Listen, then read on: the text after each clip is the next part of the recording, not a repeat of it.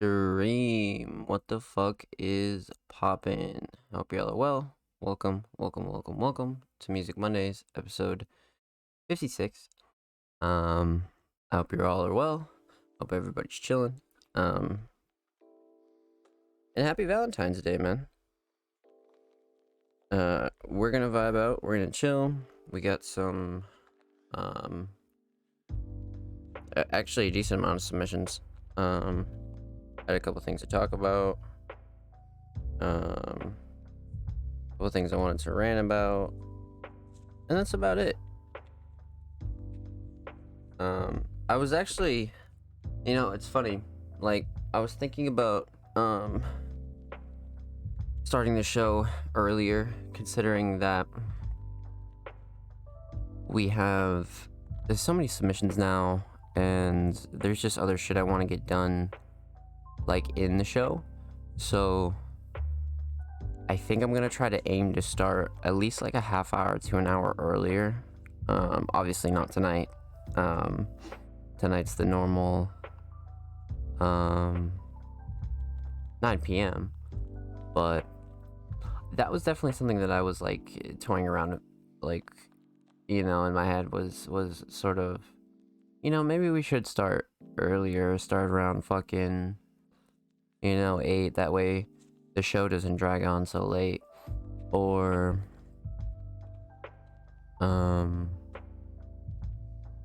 yeah, basically just that, to be honest with you, so the show wouldn't drag on. But I think it's fine the way it is now, though. So I'll cross that bridge when I come to it. But for right now, I have a really I guess interesting point to talk about. We're gonna be talking about something kind of controversial, not really controversial, I guess. Something I've wanted to speak on for a while, but I don't think I've ever spoken on. At least in detail anyway. But yeah, that's what we're gonna aim to do. But per usual, you guys know the drill. Episode 55 is out on the channel now. If you haven't seen it, go check it out. It's at like 70 or so views, which might be an all-time record for Music Mondays. Which I was like, holy shit. You know what I'm saying? Like, okay. Like, what's mad funny about that? Like, because that channel I think it's almost at 20 subs, and I don't think any episode on my channel with 100 plus subs ever hit that. So I think giving Music Mondays like its own space was definitely the play. Like, and like I was always sketchy about it. Like if you go back, like, yeah, what, like episodes like 40 through like 50, I'm like, yeah, I don't know when I'm gonna do it. I don't know. And then fucking I end up doing it, and I'm like, yo, holy shit. And all the episodes are performing well, and I just wanted to thank you guys for that. Much appreciated. If you get featured on the show, all I ask is you drop a like, drop a sub, the normal shit. And because I mean, which you should be doing anyways, because I'm not gonna lie, like, if that was me, I always shared anything that my name was involved in, especially if it was good or bad. So it would be beneficial, you know what I mean? Like, if I was your manager, that's what I would tell you to do. But that just sounds like I'm being biased, so it's kind of funny.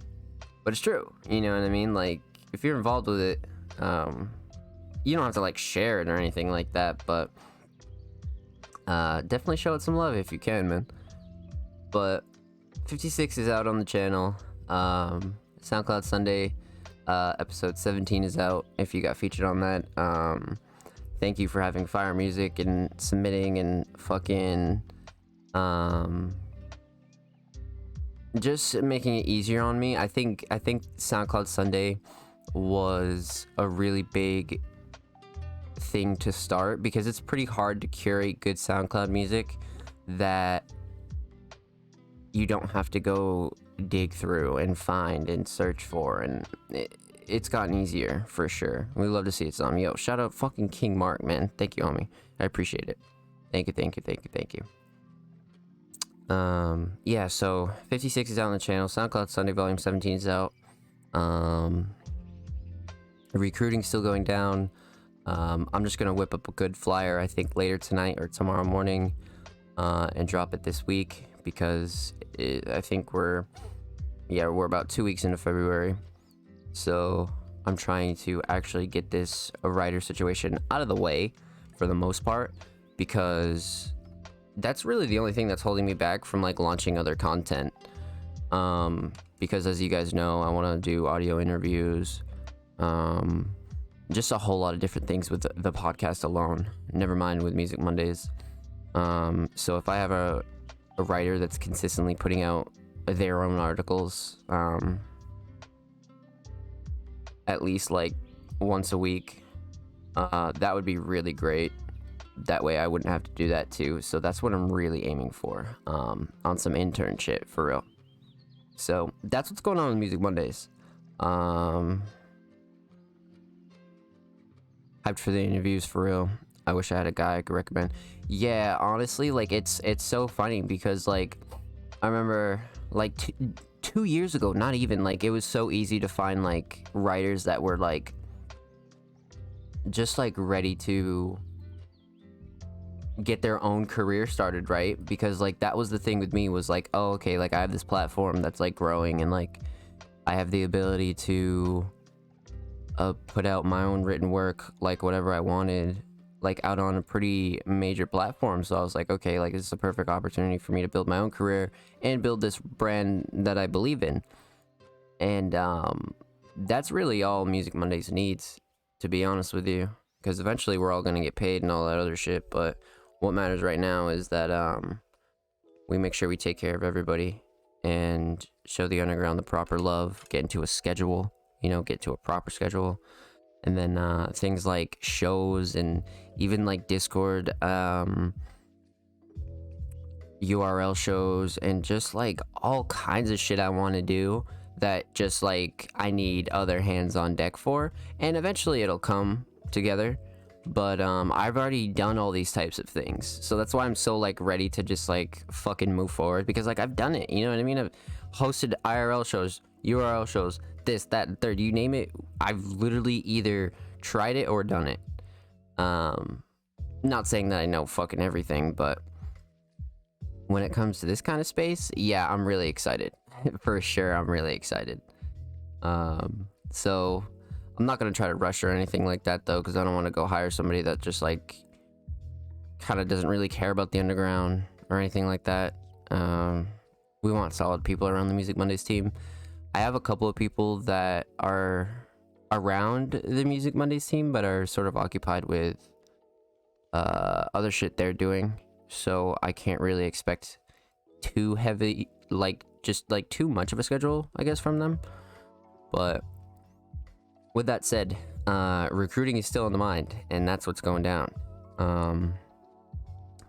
But we've gotten a lot of love within the last month or so. So shout out everybody who's been tuning in, not only to the live streams, but watching our re-uploads on YouTube, submitting to the playlist, submitting to the podcast, checking out the website, joining the Discord, chatting in the Discord.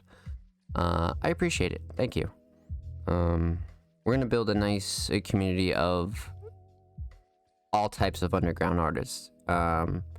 Not even just musicians either. Everybody's welcome. So that's that on that. More details definitely next week when it comes to recruiting. This is the week that I really hunkered down on recruitment. It's just something that has got to get out the way for me. So yeah, that's that on that. I'm trying to think if there's anything else that I wanted to update y'all on. I think that's it. Yeah, pretty sure that's it for the most part. Anything that's like super important, you know? But before we get into reviews, I thought of a really good topic of discussion. And this is something that I had saw a lot back when I was grinding. Like, I mean, I still am grinding. I'm just grinding in like a different aspect. Like, I always talk like I have this past life, but in reality, it's just like I've just come farther from where I was. You know what I mean? I've been through the ups and downs, I guess. So it's like I kind of talk with this like past tone, but in reality, it's really not even like that. I've only been doing this for 5 years, but those 5 years were fucking filled, let me tell you. But one thing that's really interesting that I want to talk about was artists who claim they need a manager and are just lazy in reality. And that may sound like blunt, but like there's a lot of artists out there that are very fucking talented, right? Like really fucking talented, and are just fucking lazy, like flat out just lazy, and don't want to upload to stores, don't want to promote their own music, don't want to do this, don't want to do that, and they claim they want a fucking manager. Brother, what the fuck is a manager gonna do for you that you couldn't do for yourself? Like, if you're not gonna upload fucking your own music and do this and do that and do all of the shit yourself, a manager is supposed to alleviate that. Like, not like come in and be like your maid, you know what I mean? Like, as somebody who's managed like groups of artists and artists solo, just like one-on-one relationships, like I was like, dude, that's like hella disrespectful, because like managers have gotten like a shitty name in this past, like pretty much the whole time I've been in the underground, to be honest. Because a lot of people just take advantage of motherfuckers and yada yada yada. I'm talking about like the good managers, you know what I mean? Like, nobody could ever fucking pull my card and say, you know, oh, Zom did this to me. Fuck off, you know what I mean? Nobody could ever say that about me. I can't say the same for other people, but that's besides the point. It's like, dude, if you're not willing to do that for yourself, why the fuck would a manager want to like come in and do it for you? Because it's just like, dude, like, do I have to like beg you to go record and beg you to go do this, beg you to bro, fuck you with that bullshit, dude. And I see the most talented motherfuckers, like people who do numbers too. Like, I see people who do good numbers, have a good brand for themselves, have a good support base, and motherfuckers want a manager because they don't feel like doing shit themselves. And I'm just like, what the fuck is that? And then there are people like who are genuinely very busy, like who work a job, have to promote their own shit, record their own shit, make their own shit. And then it's just like, those are the people that are like, yo, like, I need some, like, just like another set of hands. And it's not even really like a quote unquote manager, because like a lot of people get that idea like fucked up in their head, right? Like, a manager isn't like some like guy in like a, it's not like the movies, it's not like any of that bullshit, dude. Like, it's just not like that.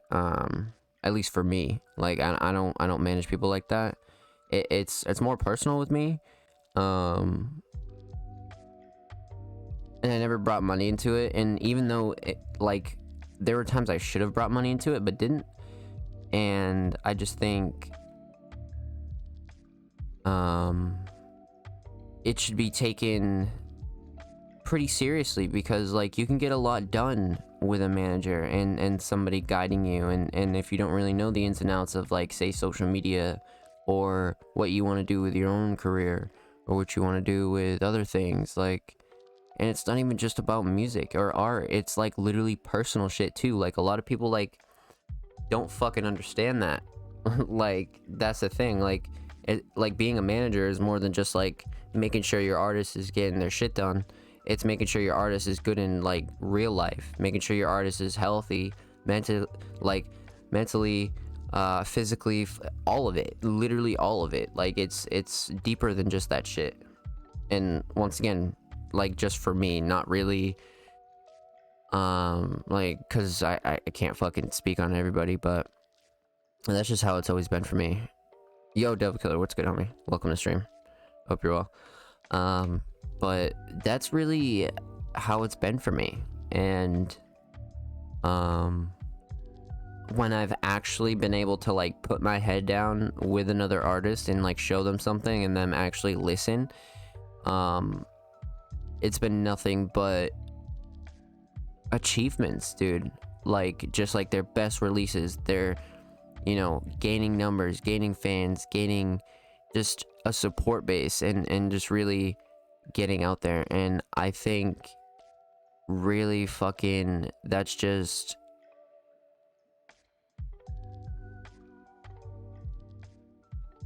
like the best part about it. Like it's really deeper than just like managing, you know what I mean?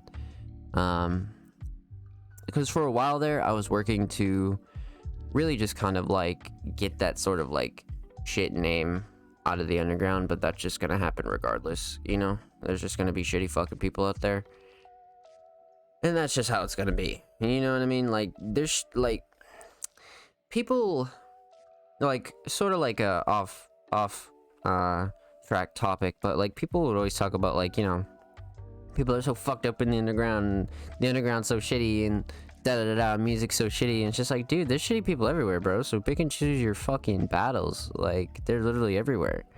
Like what the fuck, you know what I mean? Like you could literally go to like a bar and sit down next to like a fucking murderer and never know it, you know what I mean? Or here or there. Like bro, like you're never gonna know it.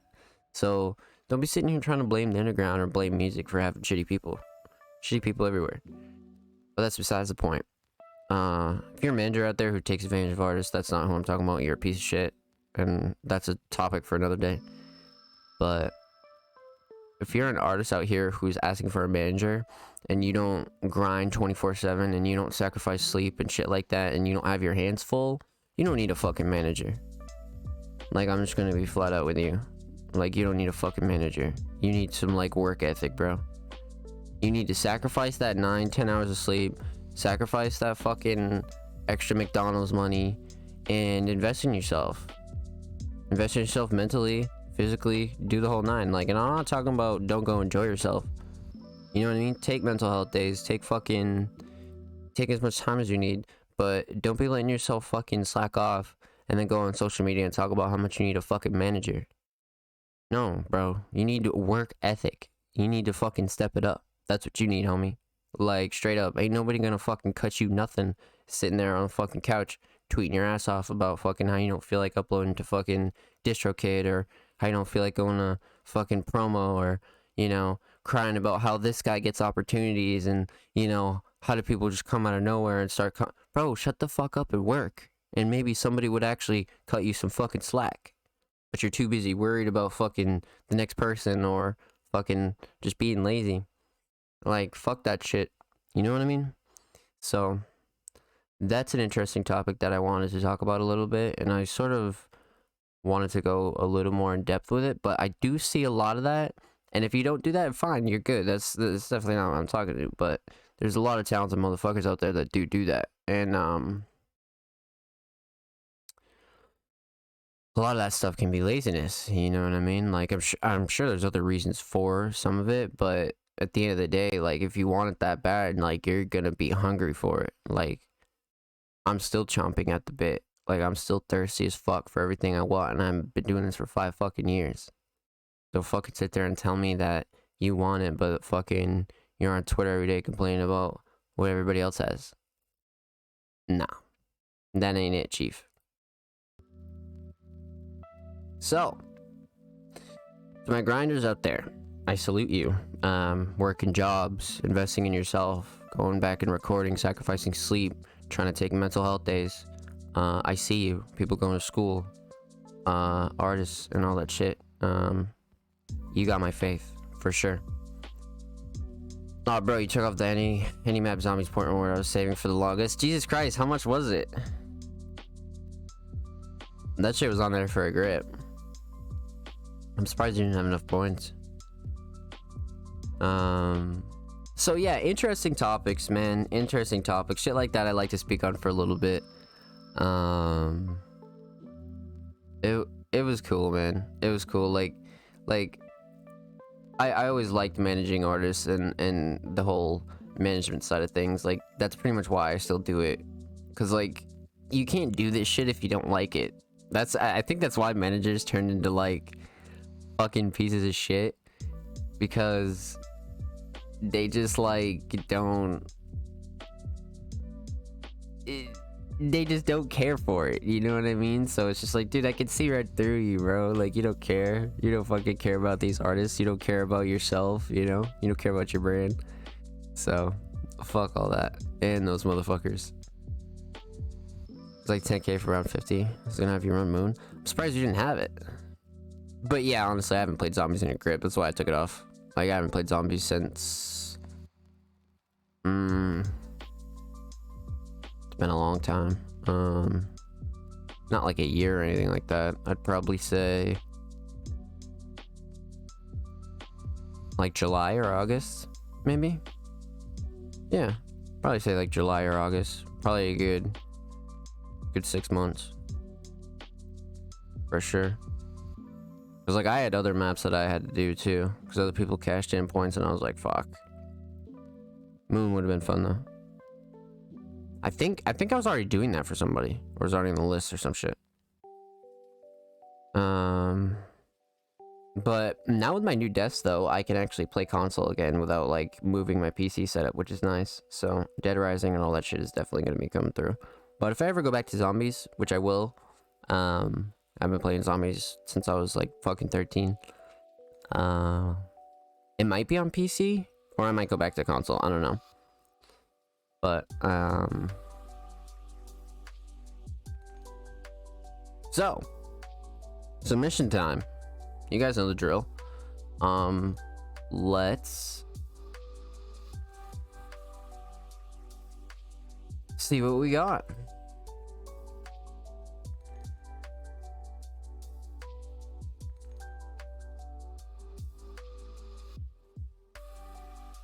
Thirsty as fuck, chat. Hold on.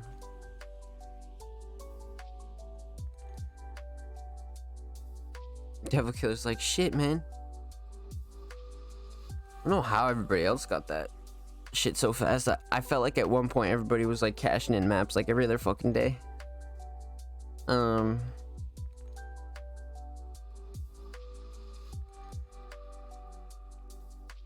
So, if you don't know, and you're new here,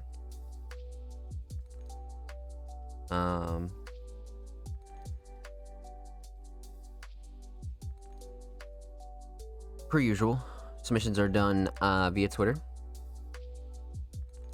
They probably were able to tune in more than me, bro. Yeah, facts. Yeah, that's true. Although, damn, 10k channel points takes that long? I did blow a prayer to RNGesus. Oh, shit. I'm gonna try to find some more, like, neutral rewards we can do. Sort of like play any game, or like horror game playthrough, or just like other fun shit, you know what I mean? I'm gonna try to find some like broader shit for us to do. Don't worry, I got you, Devil Killer. I got you, homie. And plus more zombies on the channel for sure. That's definitely not going away forever. But yeah. If you're new here and you're like, holy shit, how do I submit for your podcast? This is the way to do it. We curate submissions via Twitter, because it's the easiest way for me to go through submissions live. I usually take a peek at them prior to the show, but for the most part, you're hearing my raw and initial reaction and reviews. So basically, you can drop your portfolios or links under these tweets, and they always read artists and creatives. Submissions are open for live reviews on Music Mondays, live on 2/14/22, 9 p.m. Eastern Standard Time, twitch.tv/zomplays, which is right here, right now, today. If you'd like to submit your music, artwork, fashion, or digital creations, drop your links and portfolios below. All art forms are welcome. So, what the fuck does all this mean? Drop everything that you would like to submit for a Music Mondays review under this tweet. And it'll be played here live on stream. I'll give you my raw reaction, and we'll break down each Submission by 3 categories, depending on what it is, of course. But for music, we just go by instrumental, vocals, and overall theme of the track. But we talk about everything here. You guys know that. But with that said, looks like we got 1, 2, 3, 4, 5, 6, 7, 8, 9 submissions. Not too bad, ladies and gentlemen. Not too motherfucking bad. So we'll just hop right in this shit. I think yeah. Okay, so No Name Posse dropped us a follow earlier today. No Name Posse, I think, is a solo artist, or it might be No Name Dread Collective. I'm not sure. But either way, they submitted a track for us titled Next, or Mr. Sophistication. Sort of like one of those tracks that has, like, you know, the dual titles. If you're an artist or you're a producer, you know what that's like, where like you're like, shit, I want to call a song this, and then you're like, shit, never mind, I want to call it that, and then you just end up with like fucking, you know, 2 different names, and you choose both. But either way, got a SoundCloud link here, so we're just gonna pop it open in a new tab, and we're gonna see what the fuck's up. For sure. I love the one comment. All right, so this is a year old, so we can't really base this off relevant releases for anybody else or anything like that. So 5 minutes 14 seconds. Next, Mr. Sophistication, fire ass cover actually. And the only comment is what the fuck. So I have a feeling it's gonna be fire. I don't know though. So let's just give it a shot. No Name Posse. Next, Mr. Sophistication. First time submission.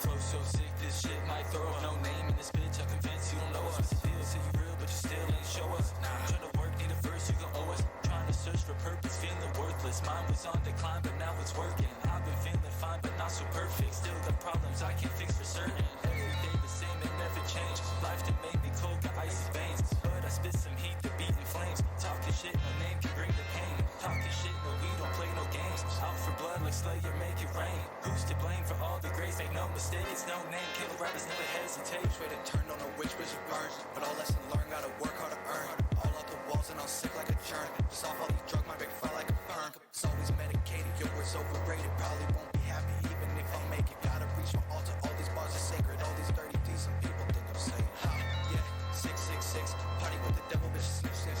Until heavy metal on my wrist. Don't worry about my cup, I just sip. Making all these hits, never miss.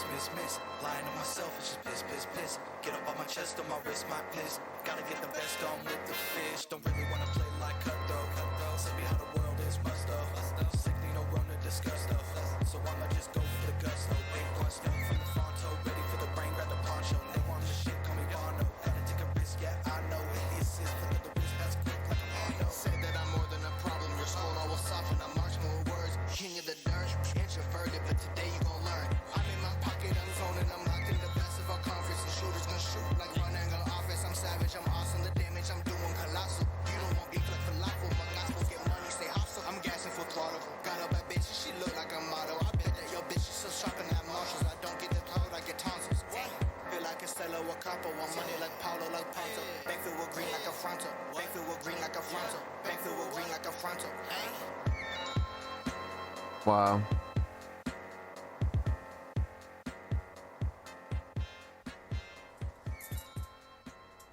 Yeah, it is. It really is.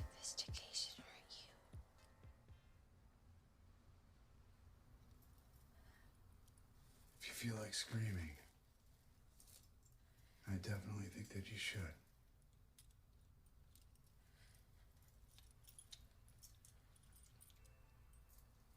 Is this the whole quote?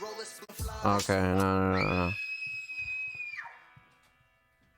Damn, that's a fire pause. Okay, so while we have that pause in between, I'm not gonna start talking about the track yet, but I kind of had a feeling this was a collective. I was like, okay, this is either gonna be like a producer or this is either gonna be like a collective. Third Homie did eat the track up, by the way.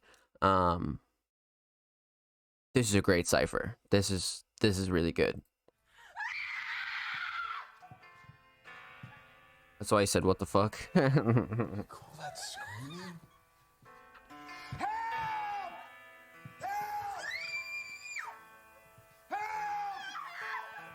I show no remorse when recording. Flow historic plus the rhymes euphoric. Your shit is boring, boy, we skipping it. Roll a spliff and give one in the twist. Ignite the shit and take a hit. You ain't living life like this, nah. And if you did, you probably lie about it. What the fuck? Like Ronda Rousey, ain't no doubt about it. Best to dick without an album, man, I'm spitting flawless. I'm a level above God status. I'm just being honest, best proceed with caution. Leave you leaking like a faucet for your chains and what's inside your wallet. I'm a problem, blood splatter like I'm Jackson Pollock. I'ma stick you, then hand it off like I ran an option. Like I ran an option, see with caution. Leave you leaking like a faucet for your chains and what's inside your wallet. I'm a problem, blood splatter like I'm Jackson Pollock. I'ma stick you, then hand it off like I ran an option. I'll rearrange your bones. Don't understand, go get Rosetta Stone, my range is known. Force my hand, you'll lift up off your toes. Go overflow it slow, you roll the bows and foes, your nose will fold. My heart is cold, I sold my soul, got elder scroll, now blinded rope. Please give me some space, I'm stuck in my ways, just trying to get away. See it in my face, can't see no saving grace. Can't be, gotta leave this place, only fee, I pays the lace. We're all in this race, still I'm stuck here waiting. Feel like my time wasted, going nowhere, face it. Lift off my head vacant, say life is what you make it. I'm just trying to place it. Up in the clouds, I made it. False gods, I'm adjacent. Lift up off the payment. Payment is my brain engagement. Placement with the stars, amazing. Blazing on some fire, my mind is spacing. Switch up, yeah, we call you Kaylin. Lifting up, my heart is racing. From the depths, could call me Jason. Enter my mental invasion.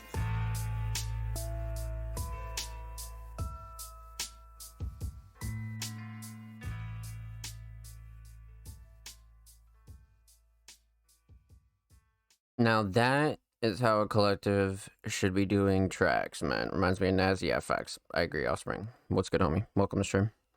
Hope you're well. That is truly how you fucking do it, man. I enjoy collective tracks, especially when they're done really, really well. You know, if you're a group out there that's doing shit like this is fucking insane. You know what I mean? Like this is exactly how you do it. I'm a real big fan of this demonic vibe. I'm not gonna lie. My initial thoughts are exactly that. I was like, holy shit. Switch Up started off strong, but fell off a little. I kind of agree. But I do have a feeling, sort of like I mentioned earlier, about like the two titles in the track. I have a feeling this was obviously two tracks mixed together, into sort of like a big group cipher. So I kind of see where they're coming from. Either way, still dope, but I do agree. But yeah, you guys know the drill. We're gonna break it down by instrumental, we're gonna break it down by vocals, and we're gonna talk about the overall theme of this track. Instrumental choice here for both parts of the track, and even sample choice, I think are all 10 out of 10 for me.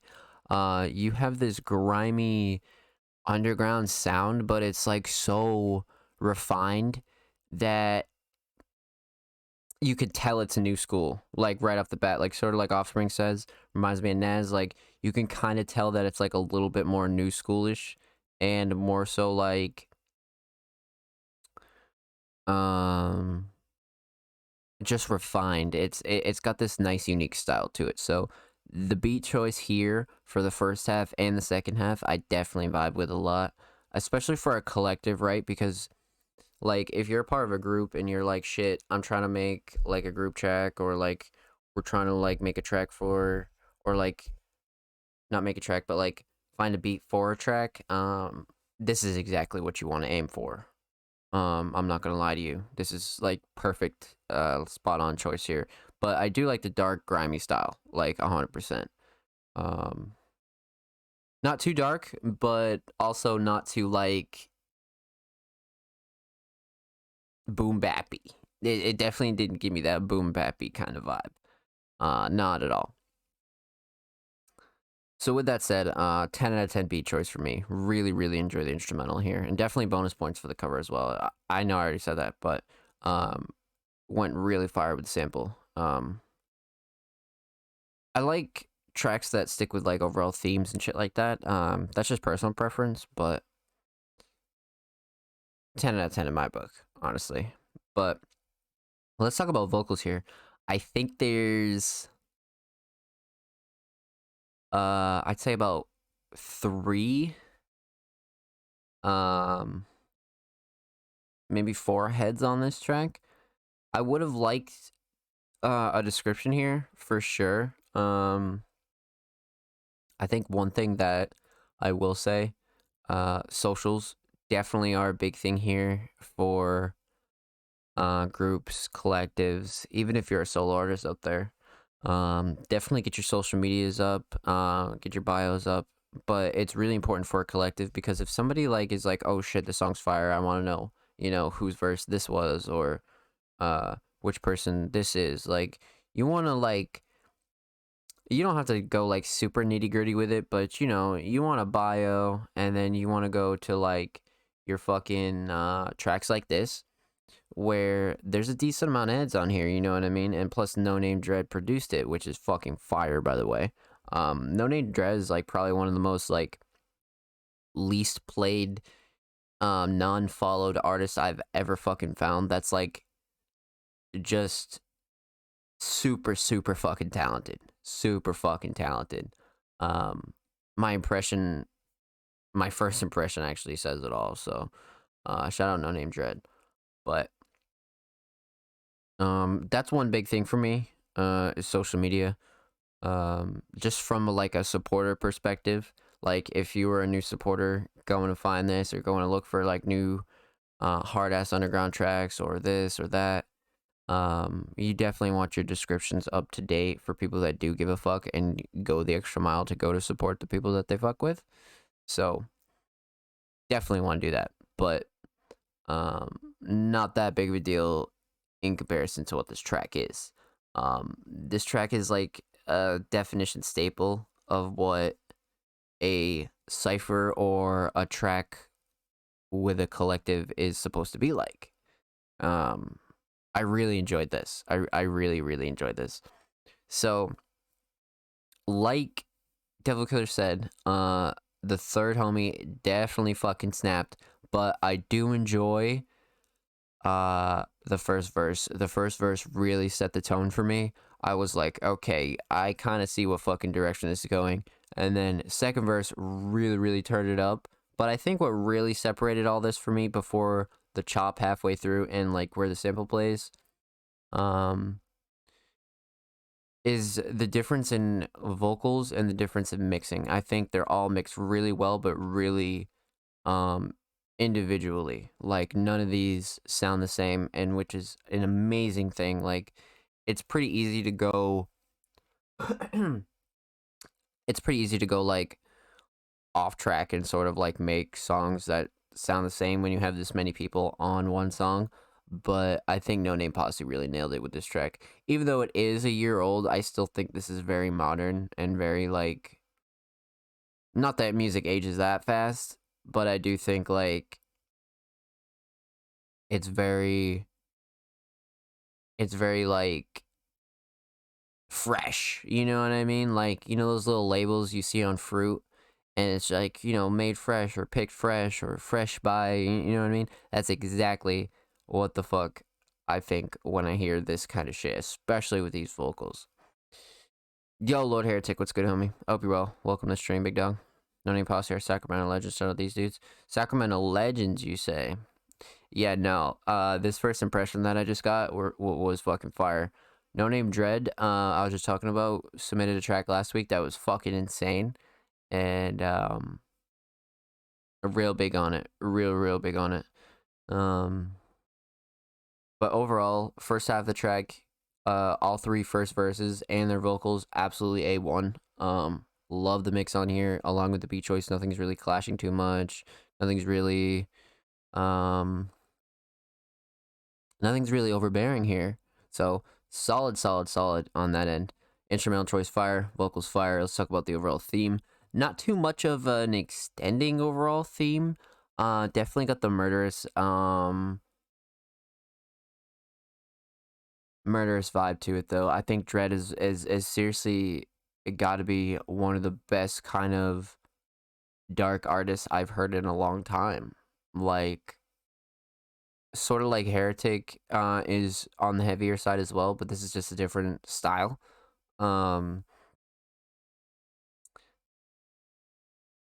Dread is one of the artists that needs to be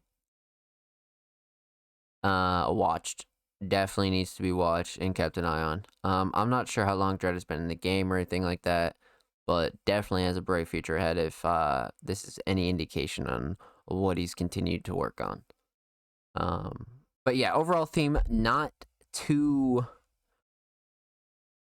deep or specific.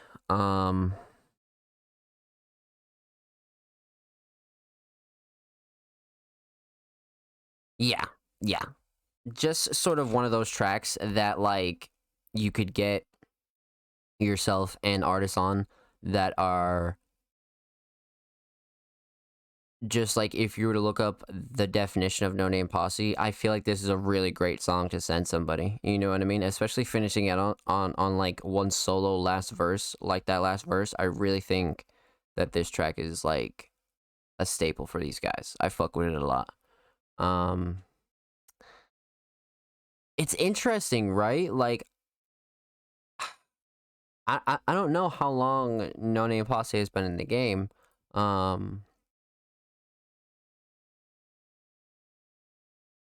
But it's really interesting. When is the last time they dropped a track on the channel? 10 months ago. That's crazy. That's not like too bad. But that's interesting. Definitely want to hear more from these guys. I'll without a doubt say that. But look at all the prod. Prod No Name Dread. Dread's a fucking killer, man.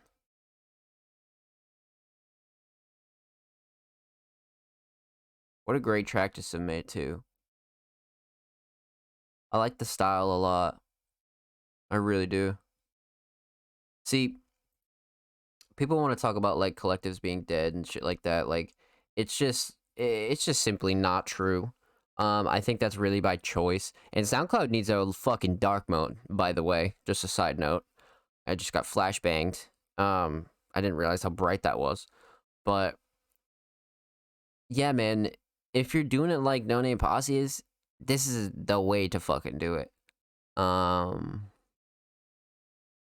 I got a lot of faith in guys like this. You know what I mean? I really do.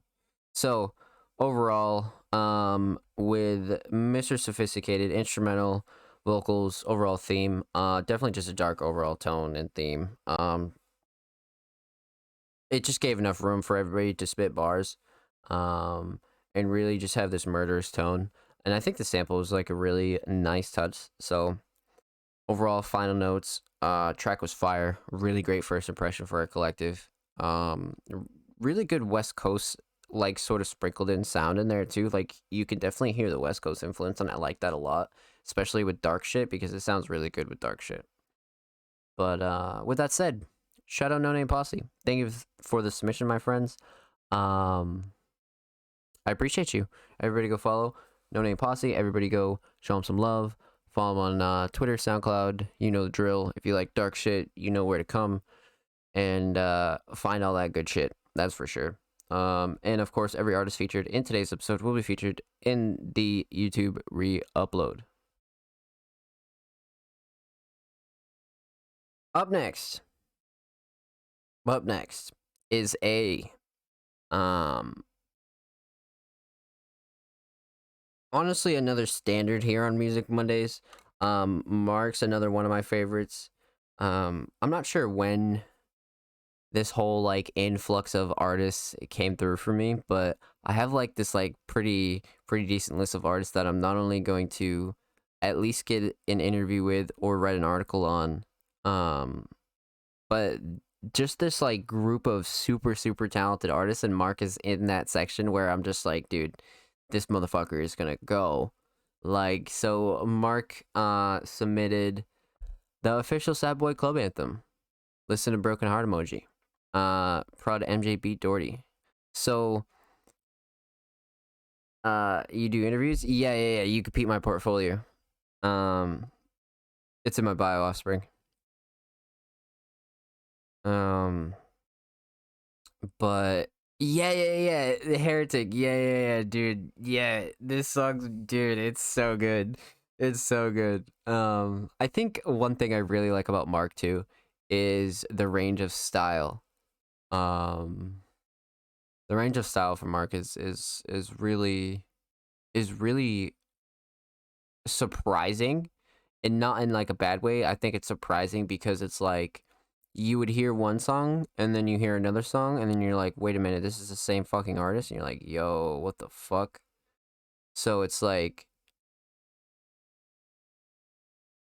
it's always a treat listening to King Mark. I'm not gonna lie, like it's always a treat because versatility. I don't think it's necessary in music. I just think it's a good thing, and Mark really does it well with all like the current genres and shit that people are into. But not only that, it's for himself too. You know what I mean? Like it's like what he fucks with. You know, it's like what you want to make. So it's like I like Mark for that. I like Mark for being able to expand out and not be like, oh, people like this, so I'm only gonna make this. No, Mark doesn't give a fuck. You know what I mean? So I fuck with that a lot. I like that attitude. Cause I've heard rap shit. I've heard what we're about to hear. This is a really great track. But I've yet to give it an in-depth review and official reaction. So this will definitely be dope. You better let me know how to get that interview placement. Yo, I got you, Offspring. I spoke a little bit on interviews and all that shit, I think last week in 55 or 54 episodes of Music Mondays, but all that shit's definitely coming this year. Without a doubt. Mostly want to get out written articles before I start audio interviews again. And just need hands for a few other things and yada, but you guys already know the drill. But all that shit's coming this year. Believe that, Offspring, for sure. More updates in the Discord as well. All that stuff's gonna be like if you're in the Discord, you're gonna be finding out about shit first. So for sure, join the Discord if you're not in there already. Consistency and persistency are some of the major factors you want as an artist. You said it, my friend. That's facts. Consistency and persistency. Believe that. Consistency is one of the major things. You can't be going 4 months without dropping a track, or even 4 months no content. All right, 4 months not dropping a track, okay, maybe, but you know, you could be streaming, you could be doing YouTube, could be doing this, could be doing that, like, you know. So you gotta stay on that. Offspring's definitely fucking on point. Mark and Lloyd Harry this year is what I heard. They ain't ready. Yeah, nah, facts. That'd be crazy. That'd be fucking crazy. So yeah, King Mark definitely in the group of artists that I have my eye on. And I just genuinely enjoy his music. So with that said, King Mark music, Broken Heart Emoji, MJ beat Doherty. Let's pop this open a new tab. Let's fucking. And you know, I gotta respect Mark here for just like having these covers that are just his profile picture instead of just fucking, you know, like I feel like this is a perfect profile picture to actually just leave default. Like, I think that's a really good idea. I'm not gonna lie. Um, it keeps it on brand. You know what I mean? Kind of funny. Um, damn. Wait, and we got some lyrics in the description. Oh shit. Shit. Covers up for all plats only, to be honest. Only because I gotta. Let him know, bro. Let him know, Mark. I like that style. I'm not gonna lie, because it's not like you need. Like, it depends. Like, you could go like the super simplistic route, or it could just be the same thing on all of it. But I don't think it can be both. But at the same time, it is what gives your song a little bit of a feel. But you can't really, like... It's not detrimental. Definitely not detrimental. I don't think it's a super bad thing. Because, like, look at this. I think Mark has, like, the perfect, like, setup on his profile here. That's, like, this is it. You know what I mean? Like, and like you said, only if it's, like, you know, going on all plats or whatever. But header's perfect, profile picture's perfect, and you just kind of drop tracks that are just, like, boom. Like, I feel like, it gives it that, like, real good hidden underground gem feel. Because I remember the first time I found Mark, and I was like, holy shit. And the profile pictures is something that really, like, stuck out to me. So I vibe with it a lot. I don't think it's a bad thing whatsoever. Not at all. But regardless, Broken Heart emoji, King Mark, Proud MJB Doherty. Dude, this shit starts off so hot. What the fuck? Holy shit. Hold on. Let's. Alright. 3, 2, 1. Let's go.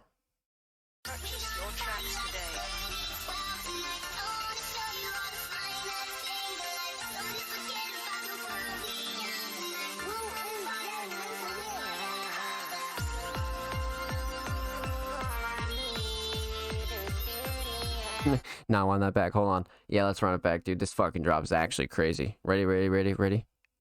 3, 2, 1. Let's go.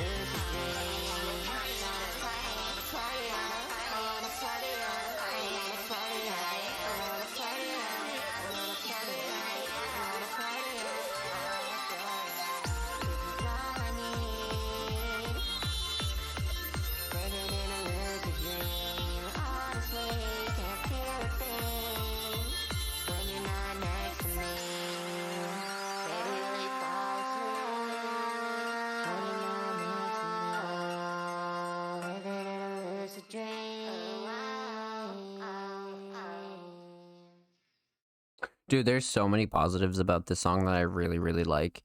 But we're just gonna get right into it, man. Let's break it down. Instrumental, vocals, fucking overall theme, bro.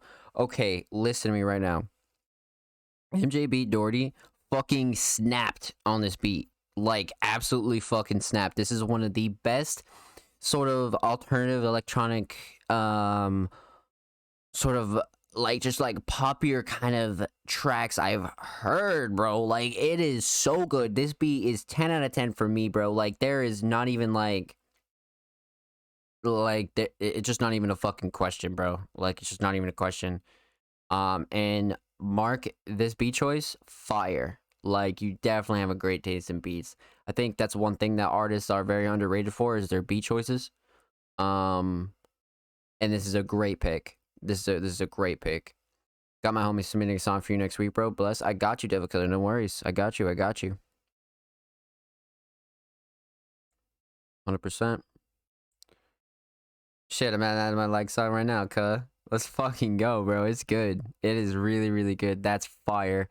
So beat, let's just move right the fuck on, bro. Like, we all know what it is. The whole chat literally is vibing with this beat. Like, you can't not enjoy this beat. Like, if you fucking say you don't, you're lying. You're fucking lying. I refuse to believe that. No, you're lying. So with that said, 10 out of 10 beat, 10 out of 10 beat choice. Shout out King Mark and MJP Doherty. Great collab. Would love to hear more of this. Vocals. Let's get into this, because one thing I really liked about this track that I think Mark might say, oh, okay, whatever, I don't really care about a cover, but this motherfucker put the whole, like all the lyrics in the description. So if you're one of those people who's a little fucking just whack motherfucker and they're like, yeah, I don't like pitched down vocals, read the lyrics then. Like, not a lot of artists be doing that either. And Mark went out of his way to fucking do that. I think that's something to really, really fucking take note of.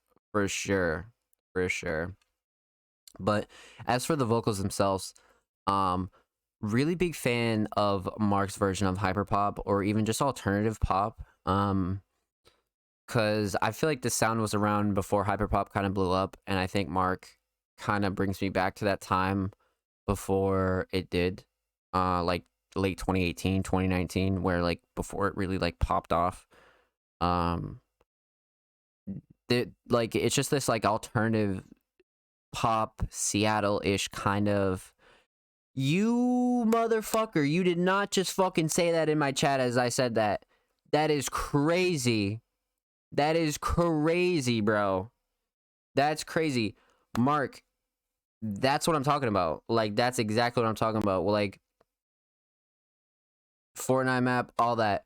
Go read if you want to, but if you give a fuck about any of this like pop underground history, I have interviews with all of High Noni, including Soda Boy, on my portfolio.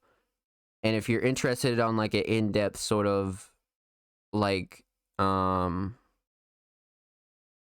like just to see what those guys really did for the scene, go check those interviews out on my portfolio, like for sure.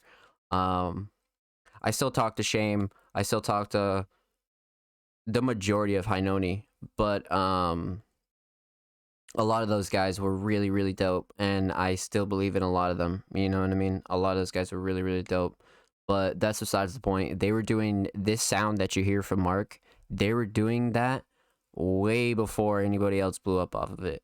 So the fact that Mark sat here and said that just as I fucking said it, because Soda and Capo are from Seattle, and this is like the sound that I associate with Seattle because it was so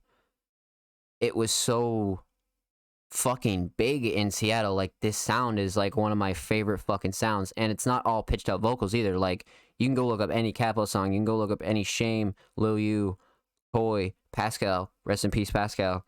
Like, it, bro, you can see where it came from. You can fucking see where it came from. So,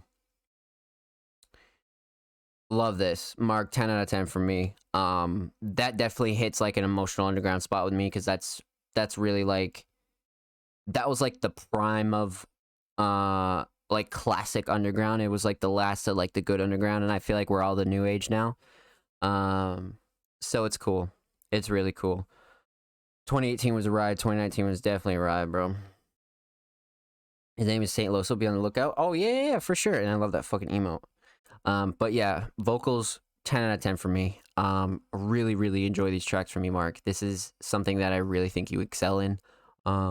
Just keep doing your thing, bro. Keep having fun with this shit because you'll be right there up with real certified talented motherfuckers like this, like Capo, like Soda, like bro, telling you. But yeah, 10 out of 10 from the beat choice for me. Everybody knows that. Chad agrees.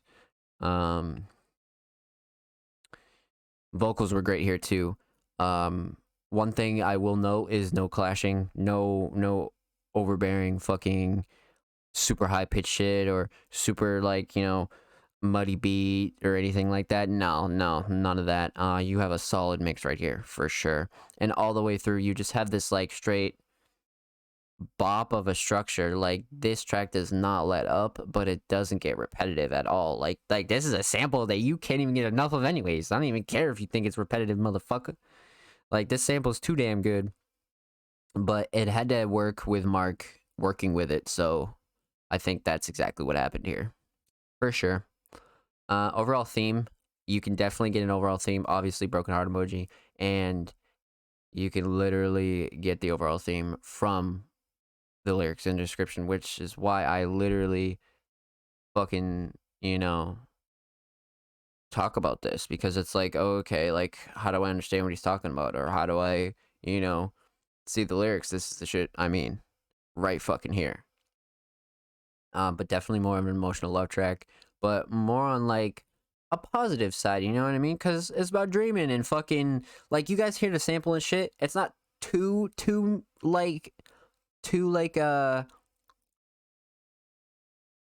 super like sad emotional lyrics, but it's definitely like songs about derealization, depersonalization. If you really look into it, see, like, that's what I mean. Not to get metaphorical. No, yeah. See, because like this is the shit that, for one, I like having artists in the chat so they can like come through and be like, oh nah, I did this. And two, I like that you actually put the lyrics in the description for people to actually know. You know what I mean? Like, to people to actually fucking understand this shit and be like, oh, holy shit. Or they could even just get their own vibe from it. You know what I mean? Because that's happened a lot too, even with my own instrumentals and shit, where people like, I'll like have a certain vibe that I was feeling for when I make a track, and then fucking people just get a completely different vibe from that. So it's definitely happened that way too. But I'm glad you said that. I'm glad you said that. And fucking, by the way, Mix and Master by King Mark. So when I said no clashing and vocals sound fucking fire, this is the shit right here. This is the shit right here. And I've heard a lot of artists say, this isn't even just like a Zom point. I've heard a lot of artists say that it's good to know how to mix your own vocals and just master shit and really fucking make sure shit sounds like balanced. And I think this is exactly what's going on here with King Mark, for sure. But wow, man. What a fucking track. What a fucking track. So, now I'm curious.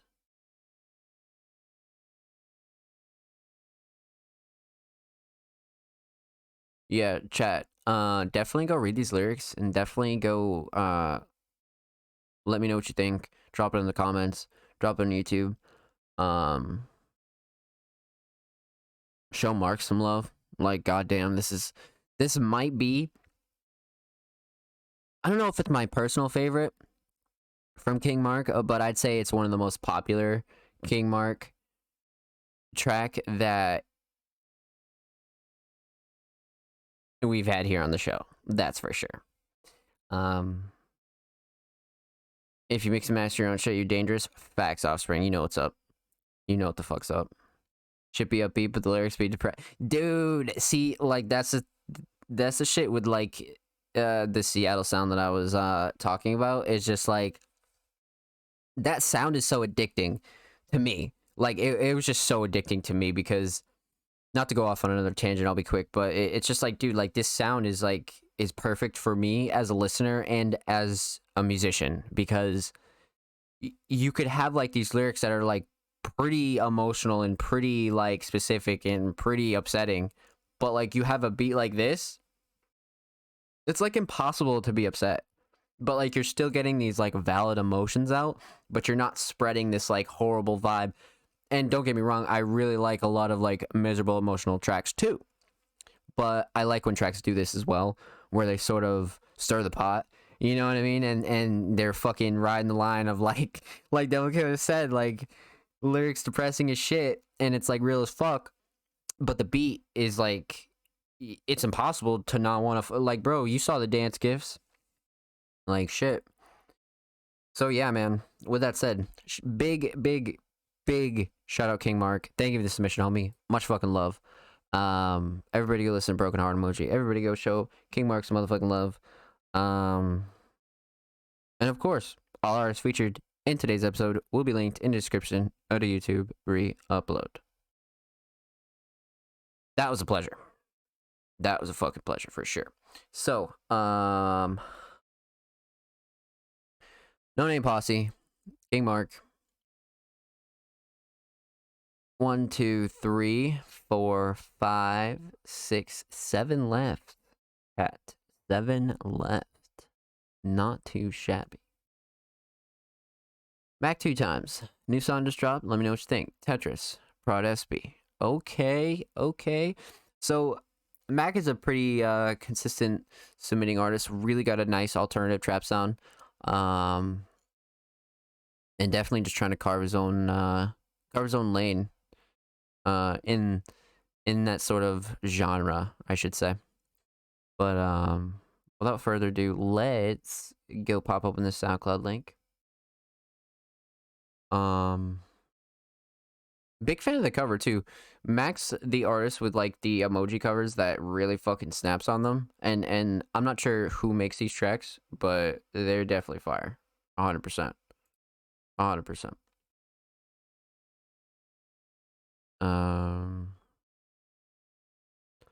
Yeah, Mac 2 times. Tetris. Prod SB.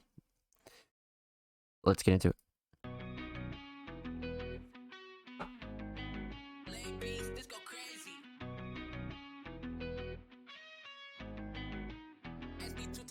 Yeah, I told you before, I tell you again, I think we both better off if we just be friends. You just took my heart and I watched it blow in the wind. You told your friends I was the bad guy every time you was with them. Why the hell am I in this? You play my heart like it's Tetris. These are the only thing that help me forget it. Don't trust none of these bitches, that's what my bro always tell me. Keep trying to move on from the past, but I just don't think I'm ready.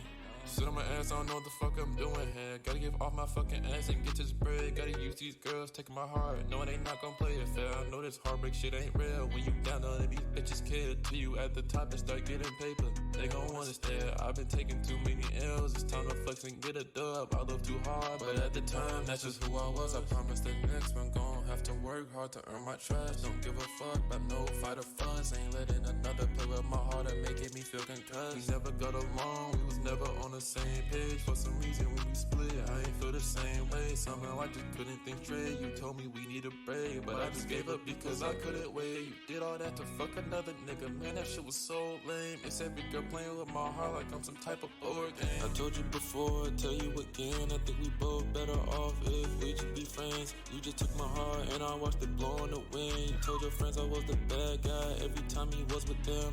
Why the hell am I in this? He played my heart like it's Tetris. These are the only thing that help me forget it. Don't trust none of these bitches, that's what my bro always tell me. Keep trying to move on from the past, but I just don't think I'm ready. Why the fuck am I back here again, making another one of these? This song might just beat it, and I'm done trusting. But heartbreak ain't done with me. My heart already got burned so bad that it's in 3rd degree. You can't tell me you got with him accidentally. Promise we would be together, that's something you didn't keep. If I'm being honest, maybe this little shit just ain't for me. This shit really gon' fuck with my head mentally. I guess I should've knew this shit from the start. I was blinded by your love, I was playing smart. I thought we both had each other at the top of the charts. I thought that we could restart. Been thinking about this too long, like how we get set apart. I ain't see this shit coming again. I guess the room was too dark. I thought I read you like a book, I guess I missed a few parts. Yeah. Yeah, I scanned past the whole chapter, guess I missed a few parts. I told you before, I tell you again, I think we both better off if we just be friends. You just took my heart and I watched it blow in the wind. You told your friends I was the bad guy every time he was with them. Why the hell am I in this? He played my heart like it's Tetris. These drugs the only thing that help me forget it. Don't trust none of these bitches, that's what my bro always tell me. Keep trying to move on from the past, but I just don't think I'm ready.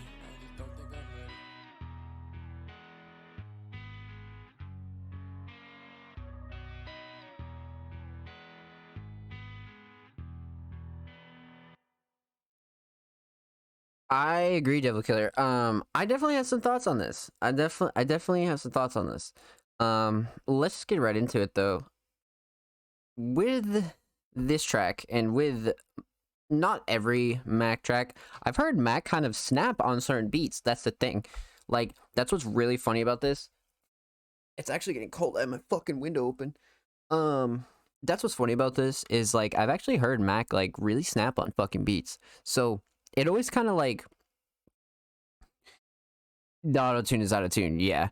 It always kind of like Offspring, bro. Yeah, yeah.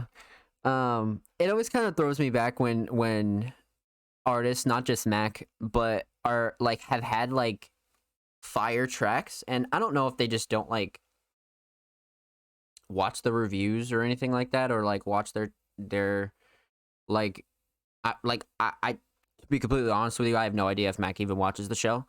But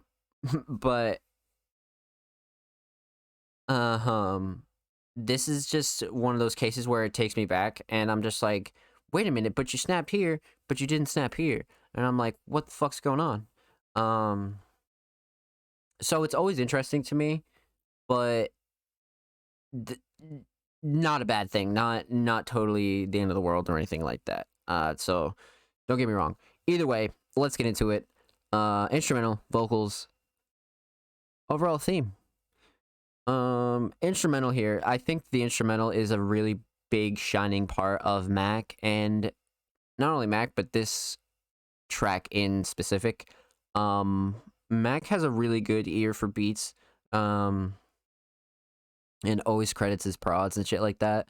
But Mac always has this like really nice taste for alternative trap, sort of almost poppier kind of vibes. But very alternative either way. And Mac definitely knows how to pick beats, and this is no exception. I really think this is a Mac beat if I ever heard one, and this is definitely something I fuck with a lot too. It's definitely not too alternative, but it's got like that sort of I don't want to say modern like trap and like hip hop, but more so it's definitely a deeper alternative, like sort of like the shit I make. But either way, Mac has a really good ear for beats. I fuck with his beat choice a lot, 100%. And like I said, the cover's really great here too. I love the emoji style. Always been a big fan of the emoji style by Mac. And SB definitely killed it on the beat. So big fan of this for sure. Vocals. Vocals, I think, are the only thing that really bogged this track down, because even lyrically, I think lyrically it's still a really good track. Like, I'm not gonna lie to you. But much like Offspring said, I do think the autotune is off, and I do agree with Devil Killer with more emotion and emphasis on a lot of stuff. I think he sounds very like, it's like when you fucking don't want to go to work and like imagine just like clocking in the booth, like rolling out of bed. It's like it's like you're treating the booth like it's McDonald's. It sounds forced. Yes, exactly. Yeah, like it sounds like you don't even want to be doing this. You know what I mean? It sounds like I don't even feel like rapping this shit. Like, so it's just like, damn, like, you know, maybe if you put some more like oomph into your kind of project, I think this would have turned out immensely better. Not to say that it's still not a good track, you know what I mean? Sometimes people have this like creative outlook on things that like sometimes they just don't give a fuck, and I think that's okay too. Sometimes people just have like this sort of plan for a track and they're like, yeah, that sounds fire, you know what I mean? So I don't really like to like that's the thing about Music Mondays is like we can critique tracks and I always like critiquing shit. And my thoughts are just my thoughts, and chat, you guys always have your thoughts as well. But at the end of the day, some artists just like making shit they make, you know? And that's okay too. So that's fine. But in terms of reviewing music, that's what we're always here for. You know what I mean? So I agree. Two big things that stuck out to me was the lack of emphasis on vocals and sort of the mix. The mix is a little off to me. But other than that, lyrically, I think it's a decent track. Like, especially the writing here, I definitely don't think the writing's bad at all. Mac's always been a decent writer. I like a lot of Mac's writing, and I like a lot of Mac's tracks. So, this track, Tetris, is it horrible? Absolutely not. Is it great? Give or take. But, either way, not too shabby at all. But the beat and the vocals sit well. I will say that. The beat and the vocals definitely sit well. That's why I feel like if there was a little bit more emphasis and shit, better auto-tune, this could have been a wildly differently sounding track. Overall theme, Mac's definitely big on the emotional kind of tracks. And this is definitely no exception. Mac definitely likes to play on his own emotions and really just kind of put it out there, and I always gotta respect artists for that. So if you're using music to be an emotional outlet, I definitely see you, and I definitely think that's a really healthy thing to do. So shout out Mac for this submission and every submission per usual. But I enjoyed this, man. Wasn't the worst thing I've heard on Music Mondays, that's for sure, and definitely not the worst track by anybody. You know what I mean? Show's not meant to, tear artists down or anything like that. But I do want to keep the show honest. You know what I mean? Like, the show wouldn't be shit if I wasn't genuine. I was like, yeah, this is fire. You know what I mean? Like, the point is to help artists and give them something to go back with in the booth the next time they go and record, or the next time they go and make art, or the next time they go and make beats. You know what I mean? It's to send them off with something rather than like sort of just be like, oh, this is ass, like that's not what this is. And I think that's why a lot of artists do come back to Music Mondays, even if I have said, oh, I don't like this or I don't like that, because I always like to send artists back with at least a little tip or trick or something that I'd recommend they do next time. You know what I mean? So they're like, okay, well, it's not like, because like anybody could shit on you, right? But like those people who shit on you, like, and you take something from it, you're like, okay, you could have been like a little nicer here, but maybe you do have a point. And it's not really on the same scale as this, but it's sort of like that. So, with that said, shout out Mac. Thank you for the submission, homie. Everybody go listen to Tetris. Everybody show Mac some love. Follow him on socials, Twitter, Instagram. You guys know the drill. And of course, every artist featured in today's episode will be linked in the description of the YouTube re-upload. So, 1, 2, 3, 4, 5, 6 submissions left. Not too shabby. Constructive criticism. That's right, No Name Dread. That's right, my friend. We're not here to like fucking,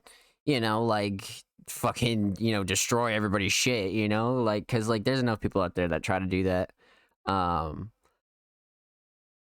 I always have that like sort of different take because I'm an artist myself, so it's more so like, I understand that people have a creative differences. Some people just like putting shit in their tracks, That's just how it is.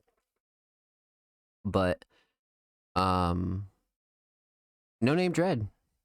last week we got a first time submission from No Name Dread, and I was heavily impressed, to say the least. So let's see what they got for us this week. They submitted a track titled Undertaking, Prod Dark Boy. So not Prod No Name Dread. Interesting. So I'm kind of curious as to what this is about to sound like. 11 months ago, not too old, not too recent. So, No Name Dread, Undertaking, Prod Dark Boy. Let's just get right into it. Also, bonus points for the cover. Holy shit. What is this? I feel like I recognize that from somewhere. You know what I mean? Where you just like see some shit and you're like, damn, where do I know that from? But like you don't really know it. I feel like you've seen it in a dream or something. Yo. Holy shit. Okay. No Name Dread, Undertaking, Prod Dark Boy. Let's get right into it. Let's see what we got here. I like the sample already. Kingdom Hearts, thank you. There it is.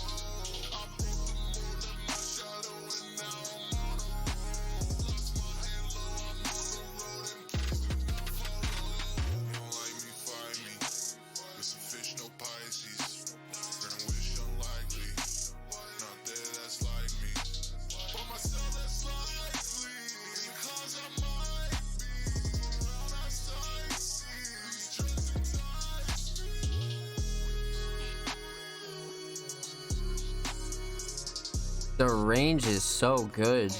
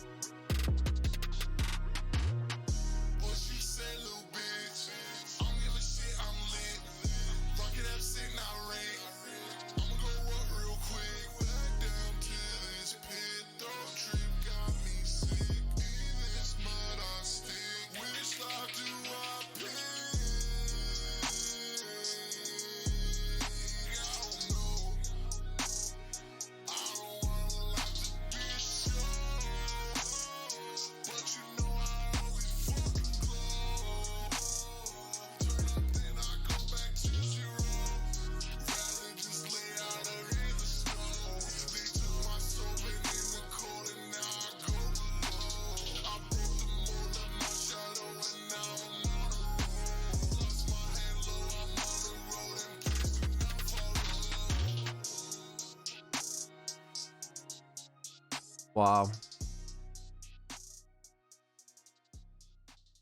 Really, really fucking impressive, man. Really impressive. I don't know what's more impressive, the fact that this motherfucker hasn't blown the fuck up yet, or the fact that, like, there are just so many things I'm about to talk about right now.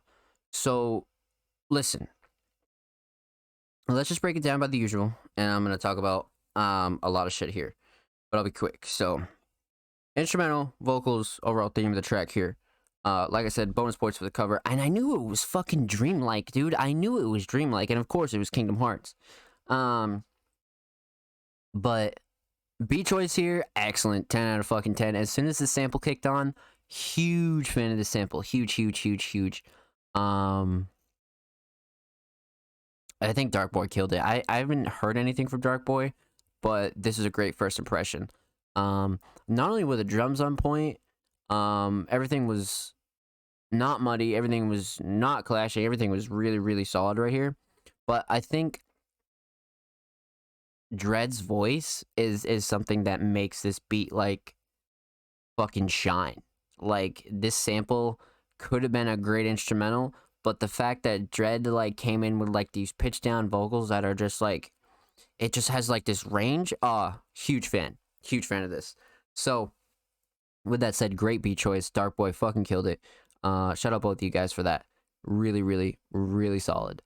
Vocals here. Vocals are really, really important here on this track because there's not only a range, but like the difference in flows and a lot of like the writing is just, it's impressive. It's so impressive. And for 79 plays and 8 favorites, like, I feel like, dude, like, this just needs, like, the right fucking audience, and it's gonna go. And it's gonna fucking go. I promise you, like a track star, it's gonna go. Not that it fucking completely gauges anything, you know what I mean? But you can always see, you know? But yeah. Wow. Okay, yeah, so all in all, like I said, instrumental choice here, absolutely fire, 10 out of 10. No gripes whatsoever. This is a great instrumental choice, and I think Dredd sounds really fire. Dark Boy killed it. Vocals here, like I said, sort of the range is what stuck out to me the most, and the writing. I'd have to say the two things that stuck out to me the most were the range and the writing. The range here, not only for the range of flows, but just the range, like the vocal range itself. Like Dredd fucking was going, man. Like just stretching vocals and notes and just holding shit. I think this is a real good switch up too from what I heard for the first time from No Name Dredd. I had heard sort of a darker track. This is like such a range. Like I picture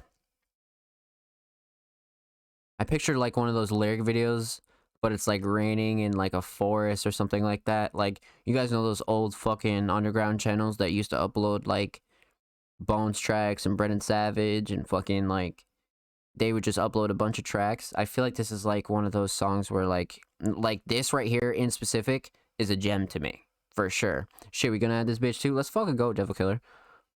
A lot of these tracks are actually really playlistable, honestly. But definitely like the range and just it gives you this nice fresh rainfall kind of vibe, and I don't know why. But it just struck me that way for sure. And I just think the name Undertaking and then pair it with a sample really just sets the tone. But really big on these flows, really big on the overall construction of this track. I like the way everything's laid out here. I like how it's not all rushed. I like how this is nice and spread out and sort of like, it's a vibe too, right? Like, it's hard as fuck, beats hard as fuck. Dredd's vocals are hard as shit, but it's still a relaxing kind of vibe where like you could spark up a fucking J, a Wood, or whatever. And this is definitely something you can kick on. Reminds me of a nice rainy day, but you're in a good mood. You're not in a bad mood, you know? That's where it puts me, for sure. So 10 out of 10 with the vocals, man. Like, I'm not gonna lie, like, from the beat to the vocals, I really think both of those are fucking flawless, and especially for 11 months ago, too. So I definitely would love to hear some more recent shit from Dredd, for sure. I believe the track from last week was relatively recent, but either way, this track here, 10 out of 10 from me. Overall theme, not too much of like an theme that like jumps out at you, but it definitely like took me to like that sort of like, you're not in like a bad mood, but like you're waking up and getting shit done on a rainy day, and you're just like, yeah, nobody it's like a confidence track. I don't know why. It's like a good confidence track, and like I could just picture myself like just getting a bunch of like work done and fucking it's kind of a motivational song, I'm not gonna lie. Like, call me crazy for that, but I fuck with this song a lot. So yeah. And like overall theme is like really a category where it's something that like everybody can really get their own something from a track, but what the artist was feeling or doing at the time could be completely different as well. So I don't like to go too in on themes unless it's like super obvious what the theme is. But regardless, Undertaking's definitely a fire track from No Name Dread. I have yet to hear any sort of surprising, off-putting things from No Name Dread. Everything I've heard from No Name has been absolutely fire, from beat choices all the way down to vocals and cadences and flows, man. Straight up. Straight the fuck up. So, with that said, shout out No Name Dread. Thank you for the submission, homie. Much fucking love. 10 out of 10 from me. And of course, per usual, follow No Name Dread.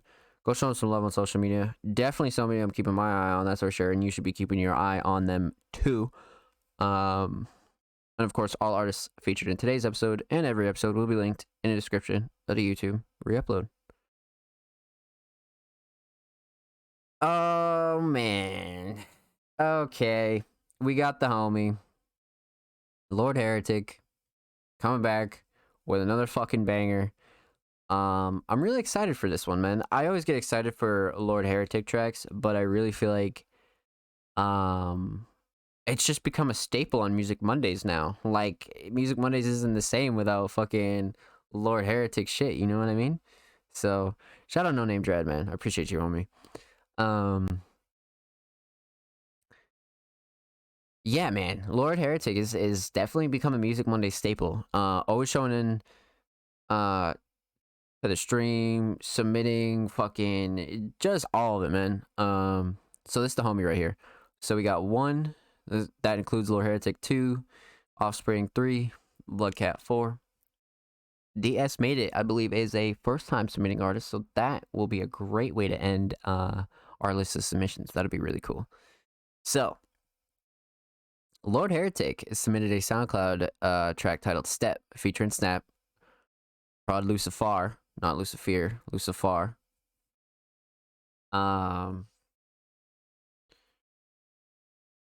Let's fucking get into it, man. So we're gonna pop this open a new tab. Facts. Heretic's the homie. Heretic's the fucking homie. 9 months ago, Step featuring Snap, Prod Lucifer. And, oh man, look at the love on the comments, dude. What the fuck does fucking dude? It's crazy, bro. Heretic gets so much love, man. Awesome, dude. This is what I like to see. That's what I like to see. Okay, so you guys know the drill. Let's get into it. Lord Heretic, Step, featuring Snap, Prod Lucifer.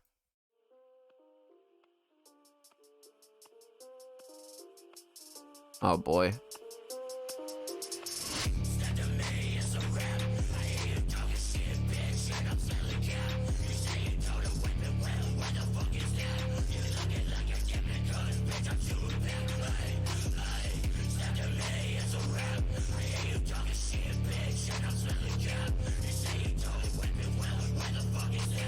Oh, this is too hard. Watch it all fade to black. Said I want the smoke by the motherfucking pack. If the cop shows, say it's for my cataracts. 6 feet deep is always where I'm at. Hey, hey. Come back, say it to my face. You're focusing on my energy when you take my name. Hey, step back, where'd you go to waste? What that fucking talking go to be a record? Hey, step to me, it's a rap. I hear you talking shit, bitch, and I'm selling cap. You say you told a women well, where the fuck is that? You looking like a chemical, bitch, I'm shooting back. Hey, hey. Get up, bitch, get away from me, I don't need you. 90 in the coupe, gon' make me lose the roof. I've been smoking strong while you stuck with the booth. Murder music on the loop, only speaking on the truth. We can go out of town, round and round like a hula hoop. Man, I've been down, fuck around, we gon' have to shoot. Putting work while you doing nothing, always doing something, that's no discussion. The topic change when we get to hustling, competition ain't shit. Now it's coming, bitch, run the shit. Living long, ain't life a bitch. Rip a bong, go to smoke quick, ain't hit a stage, just get away from me. Always down for my team, ayy. Always down for ski, ayy. Always down for my team, ayy. Fuck out the scene. My God.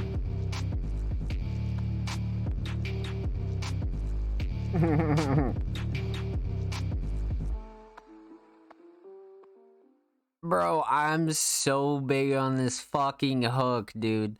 Heretic fucking snapped. Alright, so listen. Metal Fears of Trap, hot damn, this goes. Offspring, bro, I swear, bro, I agree. So, Heretic has got to be one of the most consistent trap metal alternative artists I've heard. Other artists can dabble in this sort of sound, but I think Heretic has this specific sound on lock. Like, this is like something that you could never like replicate and sort of try to do well if you're not fully into it. Because like I've heard people try to do this kind of sound and just like it either sounds too muddy, mix sounds like shit, artist just not into it enough, whatever the case may be. But you have your Zilcommons, you have your Ghost Mains, you could even go deeper, like into like heavier sort of like just styles in general. You know what I mean? But as for underground heavy styles, I think Heretic has this sound on lock, man. Like, I'm not gonna lie. Like, I really feel like this sound is, like, not only is it rare, but it's very hard to do well. And I think Heretic does it really well. And cover choices are always fire, too. They're always, like, very dark and demonic. And this definitely fits this track for sure. I think Snap was an interesting addition on this song. But regardless, you guys know the drill. We're gonna break it down by beat, vocals, and overall theme of the track. Theme's gonna be a fun one. So essentially, beat choice here, completely fire, nothing out of Heretic's element. Your typical Heretic unique pick. Just really has these picks where you really have to like seek out producers that have a good way of making this sound. Like, one that comes immediately to mind is Thrax. You know what I mean? Like, there's plenty out there, but one that actually made a name for themselves was a Thrax Beats. So like, finding good instrumentals that sound like this, that aren't dog shit, and you can actually put vocals on, is definitely difficult. And I feel like the beat choice here was 10 out of 10. Most of the time I do like people's beat choices. It's very rare that I hear a beat and I'm like, you don't really sound that good on this. But here specifically, I like this choice a lot. But Heretic, man, let's get into vocals. Heretic fucking snapped on this song, man. Heretic just comes through with like fucking these bangers where it's just consistently surprising, but also keeps like this really good just style. Like Heretic has this specific style that I don't think not only a lot of artists can do, but I feel like a lot of artists can't like find their own style.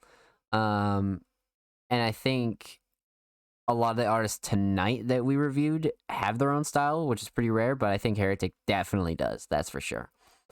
So yeah, man, big on the vocals. One thing that definitely stuck out to me though was the hook. I feel like the writing on the hook was really fucking good. Heretic has a way with like writing these harder tracks that are just like, it's fucking perfect, bro. Like, you can't even fucking begin to try to like do this on a consistent basis. Like, I mean, yeah, sometimes it's easy, but then again, like doing it all the time and making it sound good, I don't know. My ass gotta get going for school tomorrow. Yo, later, Devil Killer. I appreciate you. Thank you for stopping by, homie. Be safe. Good luck.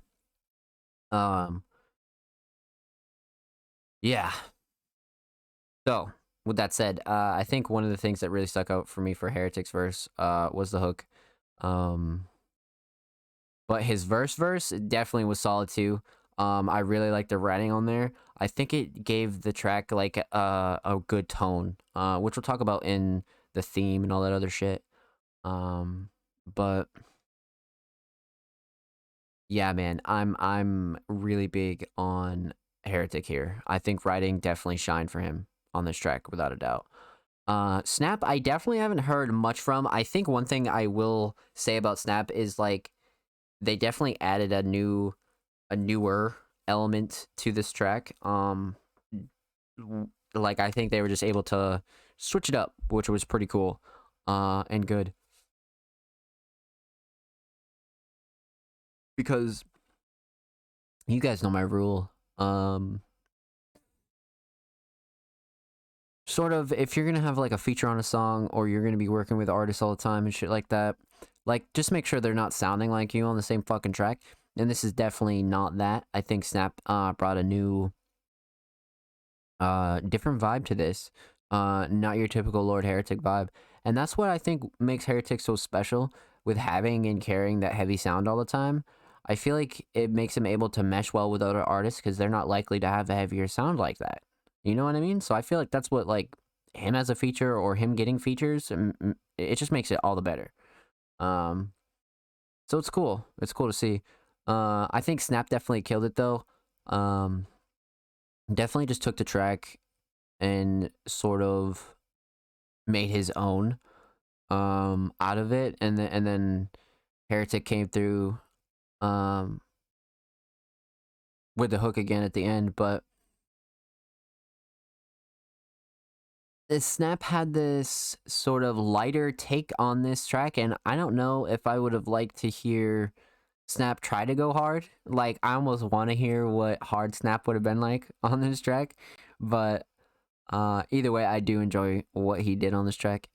Writing was good, flows were definitely good, cadence was good, and it was short and sweet, right? Like 2 minutes 8 seconds. Like, this is an efficient 2 minutes and 8 seconds. You know what I mean? Like, this is a banger of 2 minutes and 8 seconds. That's for sure.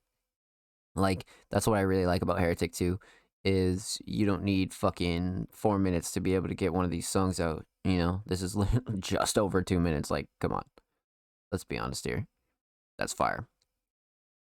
Overall theme is a really, really good one for me. This is definitely some shit if I was going to, like, bro, like, this is like what you put on if like you want to beat somebody's ass. You know what I mean? Like, this is like gym fucking, like, crazy ass good pump up music. Like, this will definitely pump you up for sure and get you the fuck out of bed. That's a fact. Like, and if it doesn't, you're tripping. You're big fucking tripping. Like, this hook is like, if you're watching on YouTube, go back and play this again. This hook is 10 out of 10 gonna make you get out of bed and just want to go beat the shit out of life, honestly. Like, this is exactly what, like, you need sometimes.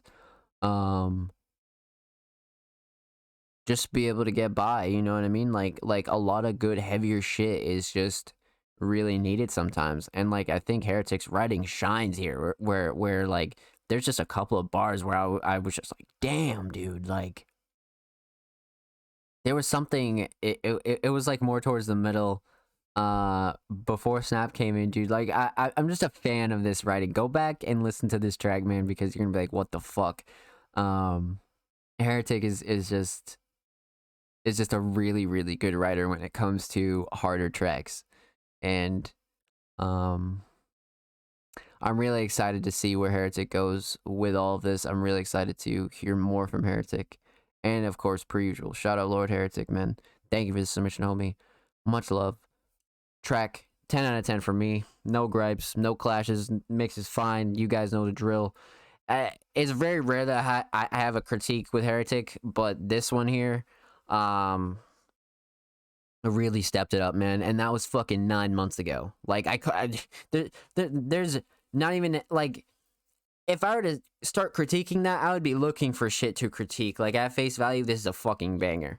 And this is what you need more of if this is your sound. You know what I mean? So, in this case, it is Heretic sound, and Heretic does well at this. Absolutely really well. So yeah, you guys know the drill. Make sure you follow Lord Heretic on all social medias: Twitter, Instagram, SoundCloud, Spotify. And of course, all artists featured in today's episode will be linked in the description of the YouTube re-upload. So, 1, 2, 3, 4 submissions left. Not too shabby, chat. We're cranking through. And I remember like I think it was like last week or the week before, Bloodcat Bloodcat mentioned to me, he was like, "What are you gonna do when you get like a billion submissions?" And I was like, "Shit." I was like, that's a fucking good point. But if that ever happens, I'll just limit them. You know what I mean? Like, I'll just take like 10 or 15 of them. Ones that I think I haven't heard, or artists that just, haven't ever been on the show, or whatever the case may be. You know what I mean? Or just first come, first serve. So, there's a couple of ways I could do that. Imagine getting 100 submission in one day. I know. That's why I was like, damn, dude, like, that could be a problem. Because realistically, like, of course, like, you think about that shit. But it's like, like, you don't really plan for it immediately. You know what I mean? So let me just take, like, a 2-minute breather here, because I've been talking for, like, an hour straight. And then we're going to get into Malcolm Ecstasy, Offspring, Bloodcat, and a new artist that has never been featured on Music Mondays. So, want to listen to some copyright-free lo-fi, just vibe out for a second. So, chat, tell me about your days. What'd you do? How was your Monday? Talk to me. What's going down? How was everybody?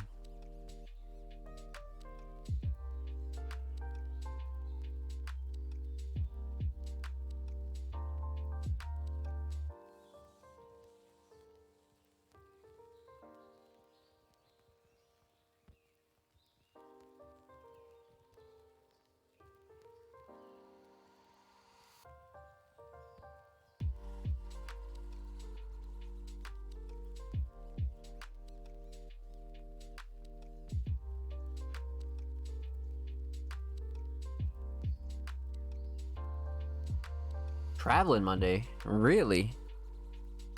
No shit, huh? Why, what's good?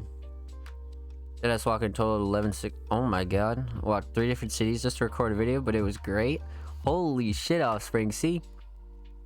You motherfuckers out there have no drive to get content done. Offspring, that's fire though. That's really fire. What you got planning, or is it a secret? Burn 1,000 calories. Holy fuck.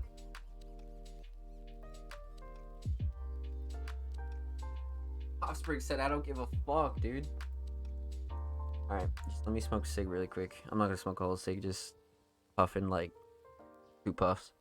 It's a secret? Yeah, I kind of figured. Well, you better submit it when it's out. For sure. Alright, we're gonna get into the rest of these in 1 minute.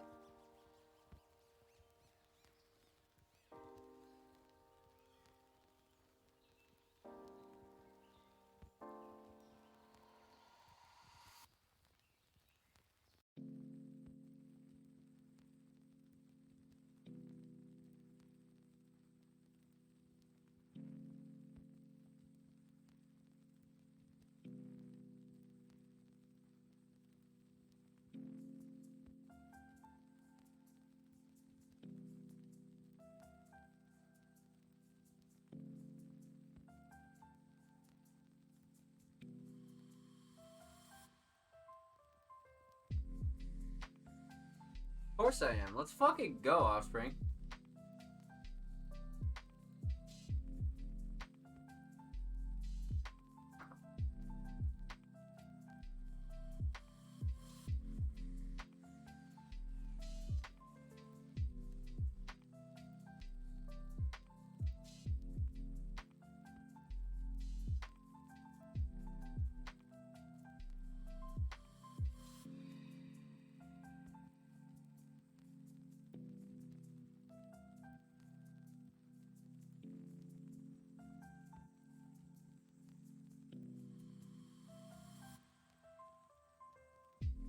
Okay, we're back on the very special Valentine's edition of Music Mondays.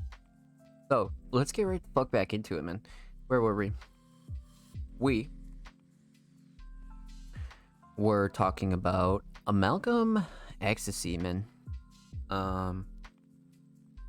Malcolm Ecstasy is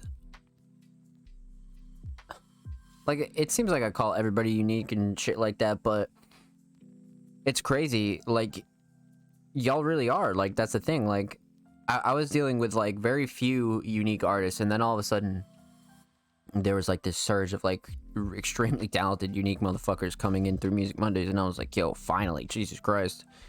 So without further ado, Malcolm Ecstasy, Snotty Drippin', Prod Addy XO. Addy XO is a fire producer name. What the fuck? That is such a fire producer name. 5 months ago, so definitely not too old at all. Probably right around fucking October, November. 322 plays, 20 favorites, performed by Malcolm Ecstasy, engineered by Trey Clyde, produced by Addy XO. Mad underrated, Big Heat, let's get it. Yeah, see, pretty positive comments there. But Malcolm's a really talented, like, artist. Like, I think the word for Malcolm here is artist. Like, he just, I think we've reviewed like I had to put my sweatshirt on. I think we reviewed like probably maybe 2 tracks, but I've thrown Malcolm in the playlist as well a couple times, just from going through their profile and all that stuff. And Malcolm's definitely really active in the Discord, so let's see what we got here, man. Let's see what we got here. Snotty Drippin', Prod Addy XO, Malcolm Ecstasy. I'm definitely excited to get into this, that's for sure.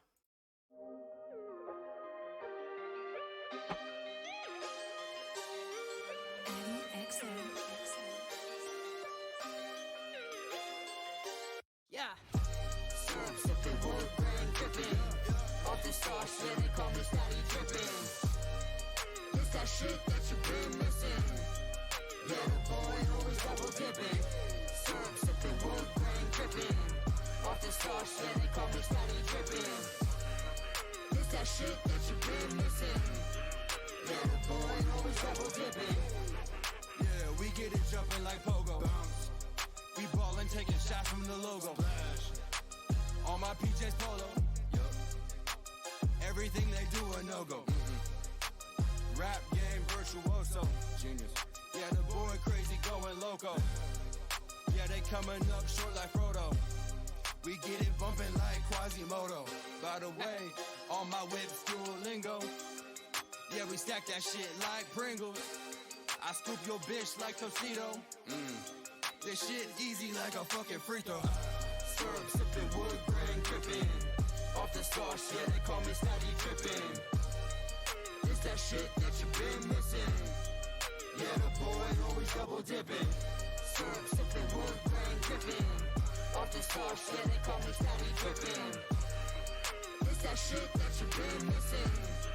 Yeah, the boy always double dipping. And I use a throw for lube. Got that pussy wetter than an inner tube. She loved what my dick did. Said it's better than any prescription. Whoa. You ain't fucked a bitch in 2015. Nerd. Go outside and maybe touch some green.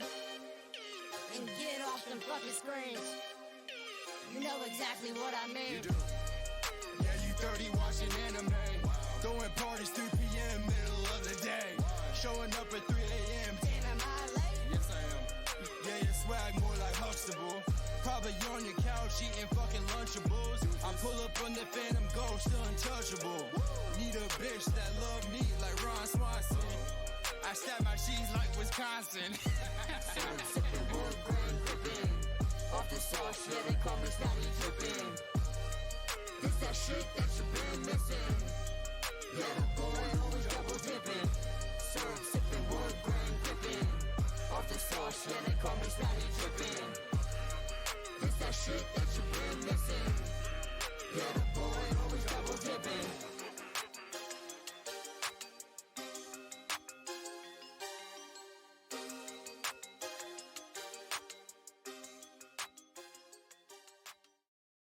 Bro, what mainstream potential Malcolm has. Like, I'm not gonna lie, like the mainstream potential from Malcolm is just through the fucking roof. One thing I noticed towards the end though was that stray anime caught. This motherfucker Malcolm was like, "You like 30 and still watching anime or some shit like that." Like I was like, "Hey!" I fucking turned the corner like, "What the fuck?" Anime catching strays and shit. Facts. I feel attacked. I'm not 30, but I love it. And that's what I'm saying, No Name Jen, bro. I was like, "What the fuck?" But probably more of a subliminal diss than like an in general diss. Probably somebody who's a lame watches anime and talking shit about our boy Malcolm. You know what I'm saying? So I gotta tip it. I respect it. You know, taking shots. Mad funny, but mainstream potential here is through the roof. Just could totally already hear this on a full length, fully produced, fully professional album. Could totally hear this on a radio. Could totally hear this on a radio right now, to be honest with you. On some underground stations, on some popular stations, you could totally hear this shit, 100%. Where is Malcolm from again? I forget, because Malcolm has such a unique sound. Atlanta. Wow. I don't know if I would have guessed that. I'm gonna have to run my rounds for shooting blanks like that. Off streak. But yeah, Atlanta, man. Wow. What a unique sound from Atlanta. Definitely didn't try to like sound like anything that was popular, quote unquote, coming from Atlanta. So I gotta tip Malcolm for that. Malcolm has a really unique fucking style coming from Atlanta. But I definitely have to say some of the biggest mainstream potential, but we'll break that down later. Let's talk about everything. Instrumental, vocals, overall theme of the track. Snotty Drippin' is definitely a flex track, but once again, we'll talk about that later. Beat choice here is fire. Addy XO is definitely a fire name too, by the way. It's like the first thing I fucking said.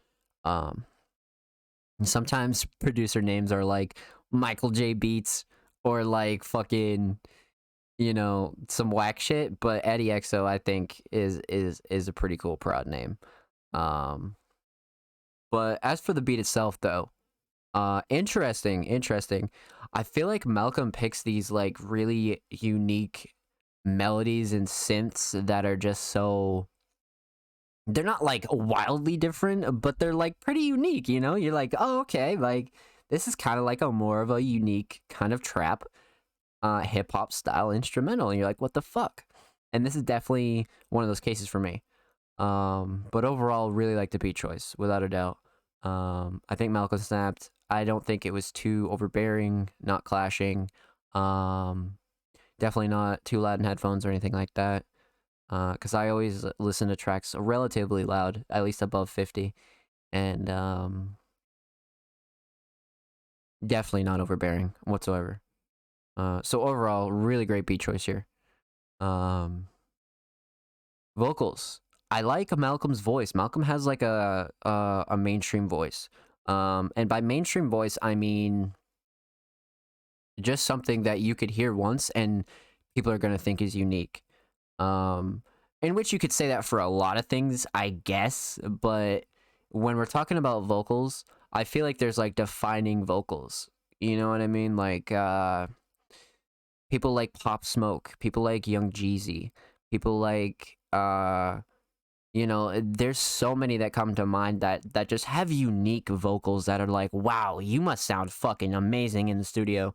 And I think Malcolm is no different from those, especially once he starts honing his craft and keeps doing shit like he is now. Just like rapping on these unique ass beats, I think that his voice will come into even more of a maturity, you know? So I really feel that way. But either way, vocals are excellent here. Mix is really good. Engineering is really good. Trey Clyde was the engineer on this track, so shout out Trey. This is a really, really good track. I like the way it sounds with the beat. Nothing is, you know, like, it's been a while since I've heard like a beat that sounds like shit if it's clashing, but this is definitely not something that's like super overbearing or unbalanced or any of that. So vocals went really hard here as far as mixing goes. Lyrics and writing though, I'm pretty big on in this track. Snotty Drippin's more like a flex, sort of like middle finger track, I would say. You know, this is one of those like big middle finger tracks. Um, but I like Malcolm's bars here, even though he's he's throwing strays at fucking anime and all the other shit. Overall, really well written, creative bars.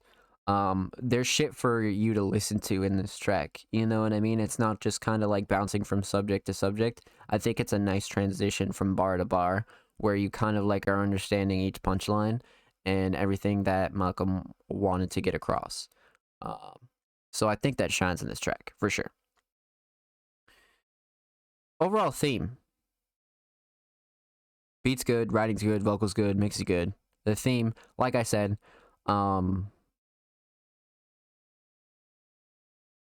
overall a flex track. Definitely a middle finger emoji. Definitely, I think Snotty Drippin' not only was a pretty good punchline in the track itself, but I think it was a pretty good title as well. Not too much of a hype trap, but more so like it'll keep your confidence, you know? Like it's definitely one of those cocky tracks. And not cocky and like what the fuck's wrong with this guy? I think this is a deserved flex song, you know? Like a fucking, what do you call it? You know what I mean? Like a proper flex. I think this is what this is, a proper flex. So I do like the theme and I do like the writing, 100%. But yeah, Malcolm Ecstasy, man, always a pleasure to hear some Malcolm shit, dude. Much love, homie. Would love to hear more from you. Keep doing your thing. Much fucking love. One of the most talented mainstream sounds I have ever come across on Music Mondays. That's for sure. One of, 100%. So yeah, follow Malcolm Ecstasy on all social media, Twitter, Instagram, follow him on SoundCloud, Spotify. You guys know the drill. And of course, every artist featured in today's episode will be linked in the description of the YouTube re-upload. Could have to we the anime committee let it say. That's what I'm saying. Big fucking facts. We'll let it slide. It's cool. Up next, we can switch gears now.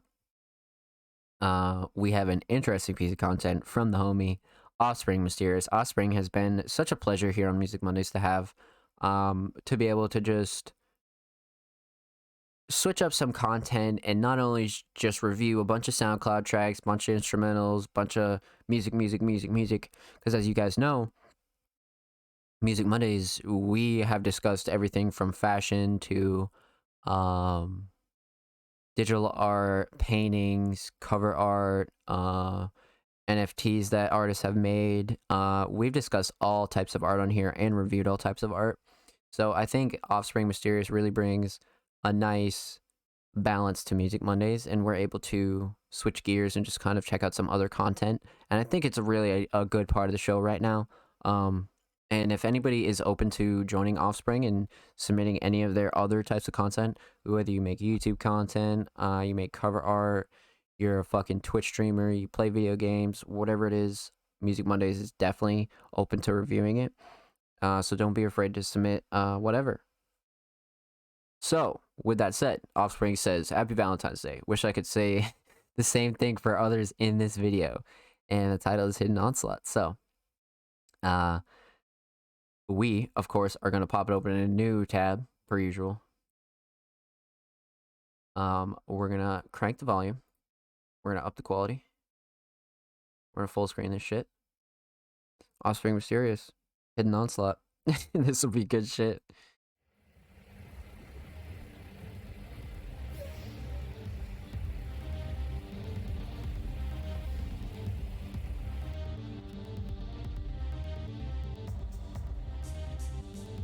Wait. Pause. Before I want to check this description. You guys read up on my swordsman track, even though I'm a bit of a swordsman, but I never had any intentions of being a samurai. I'm gonna hold you. It's been 78 series. Yo, Offspring, bro. This inscription. Hopefully it doesn't get too bloody. Collab cover art by Black Cash. Black Cash, fire supported Music Mondays. Really talented motherfucker as well. Songs used, Battle of Fall. Dude, all Offspring songs right here too. Battle of Fallen Kingdom, Musical Paradise. So all these tracks here used in this visual are all by Offspring Mysterious as well. I had a feeling this description was looking nice. And of course, all social links, SoundCloud, Instagram, Twitter, you guys know the drill. Awesome. Okay, let's get back into it.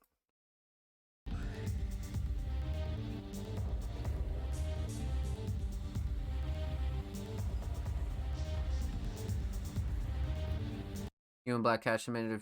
Yo, you gotta submit one of those. You or Black Cash does, or I'll try to find it and throw it on a playlist because I'm definitely trying to hear that shit.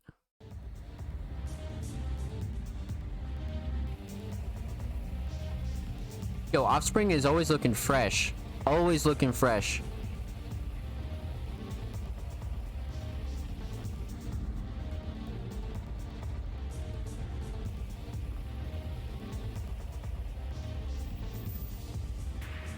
Like the fit choices, man.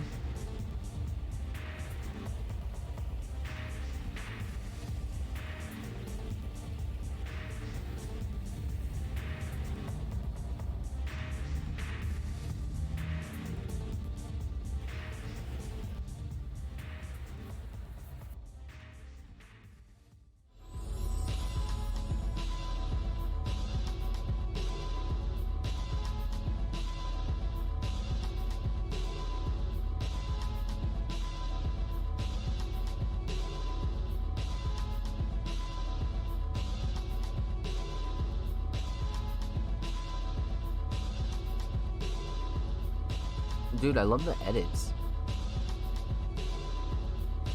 Like, the edits are some of my favorite shit. Like, I really love the effort you put into this shit, bro. I really do. Because I know how hard it is. You know what I mean? Shit's not easy. It's tedious.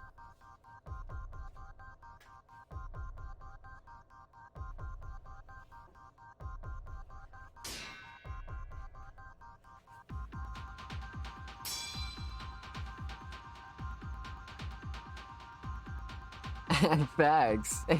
Facts.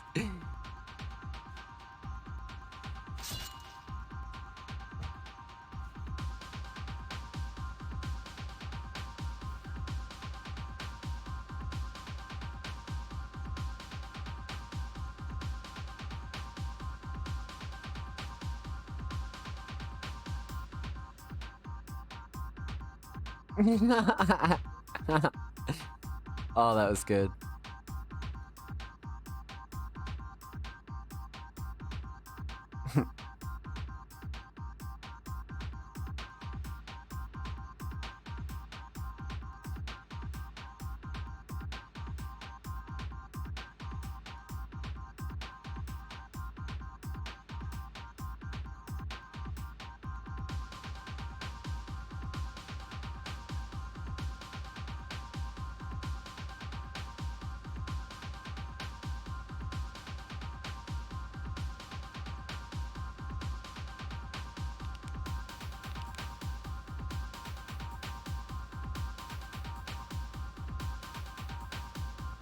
Oh, that was cool.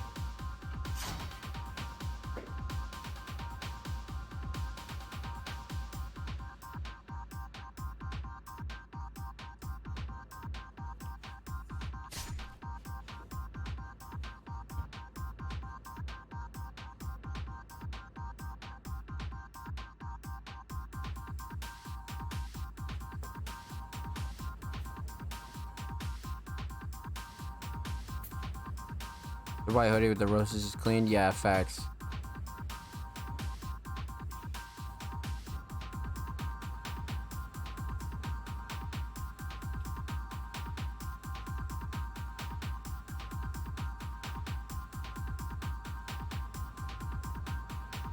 Dude, to put all this together, oh my god. Kudos, man. In fact, I customized the rose gold hoodie. No shit, really? That's fire. It was originally green? That's so fire.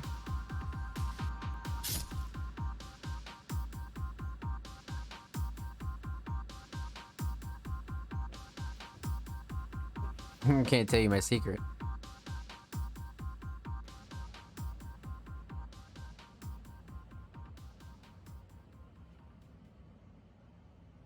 Smoked.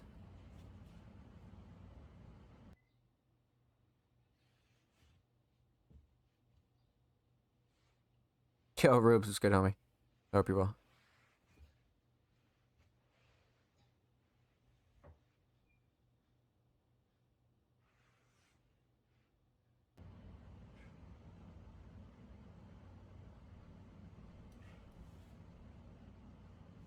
Oh yeah, and you do cartwheels way better than I can do fucking cartwheels, dude. I look like an asshole doing cartwheels.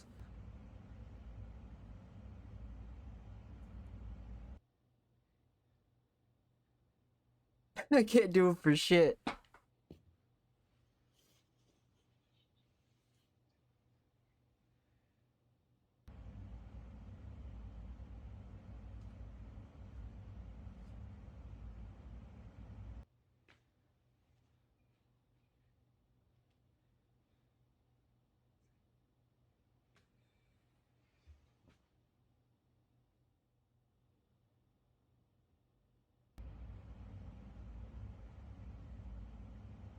Cartwheeling since I was 10.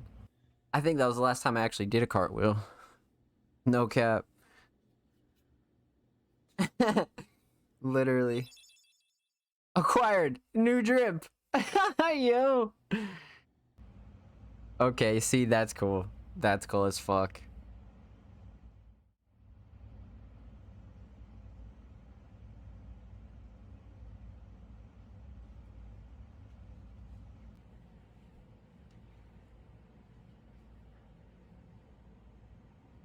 Bro, Offspring really does have the drip, man.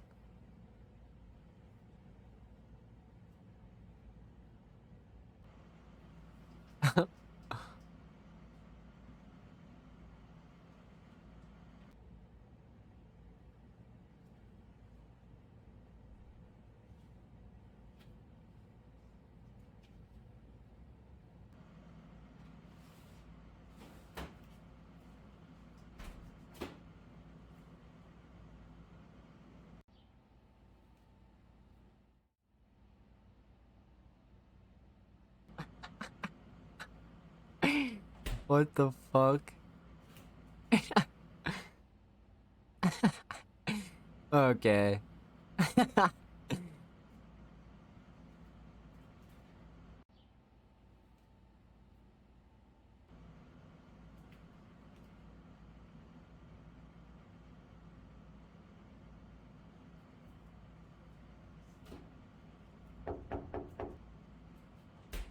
Who that?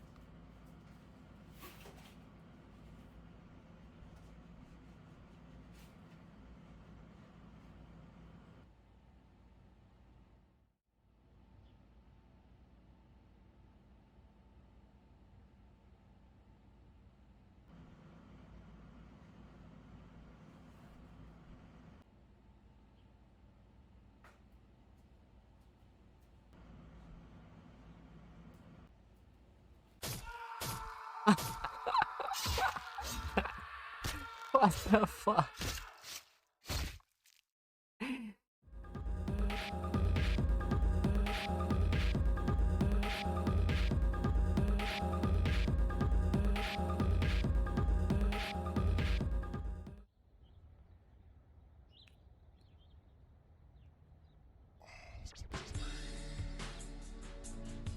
I like to change the scenery.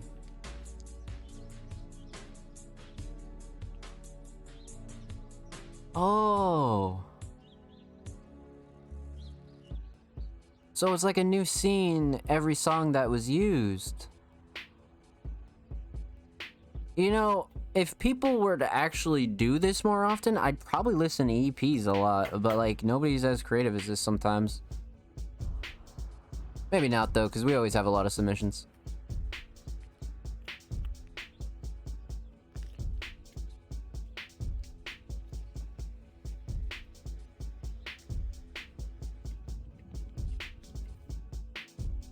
One of the only few who do it. Facts. Facts.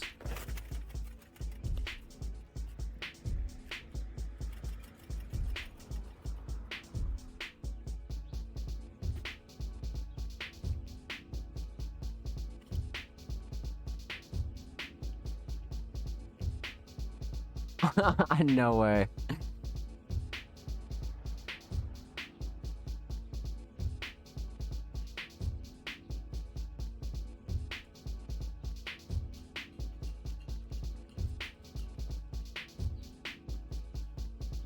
That guy walking out of his crib was like, what the fuck?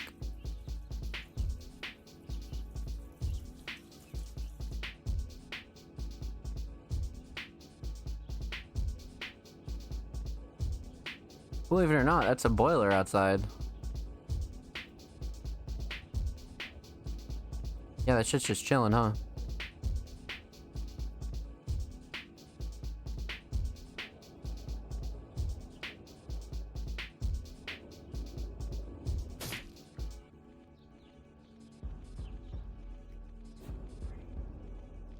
It's a funny story.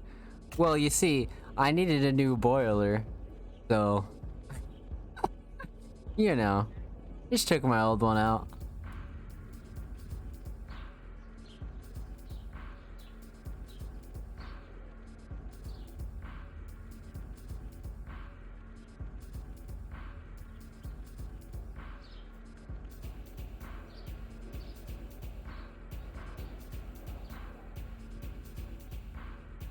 That would low-key suck.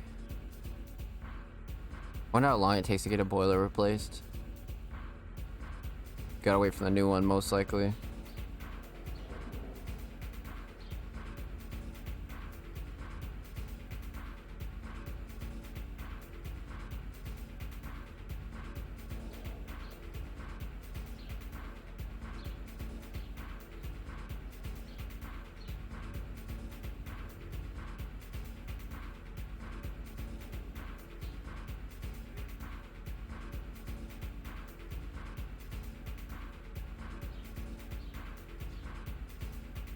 The zoom in.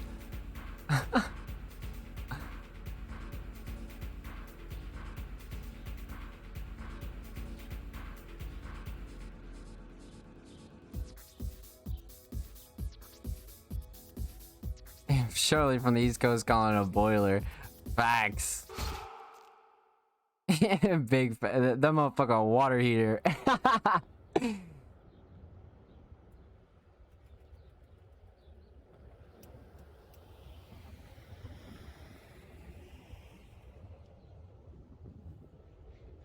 Oh, this is the thing that heats the water. Oh. Does it boil it? Yeah, that shit's East Coast as fuck.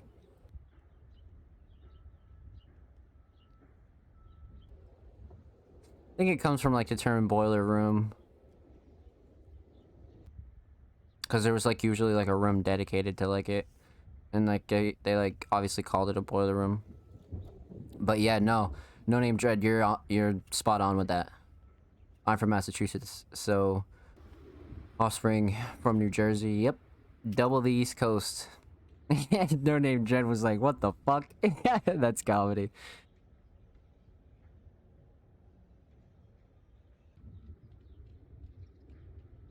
Donut holes, munchkins. I mean, only because of Dunkin' Donuts, though. To be fair, because like if we didn't have Dunkin' Donuts, we would probably call them like donut holes and shit. I think Honeydew calls them donut holes. But I think that's mainly why.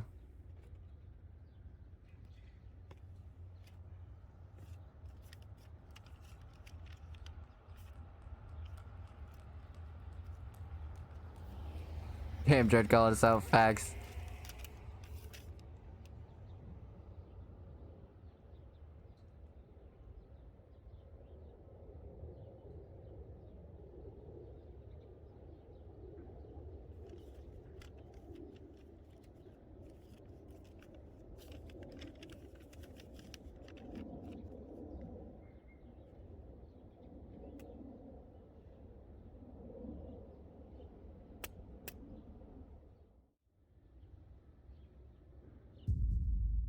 That's not what they call them in our Dunkin' Donuts.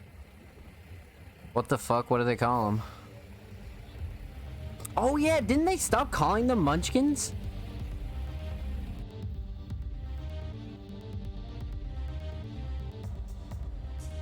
Wait. We have to find out the origin of the word Munchkin. Munchkin Company. Munchkin Dunkin' Donuts.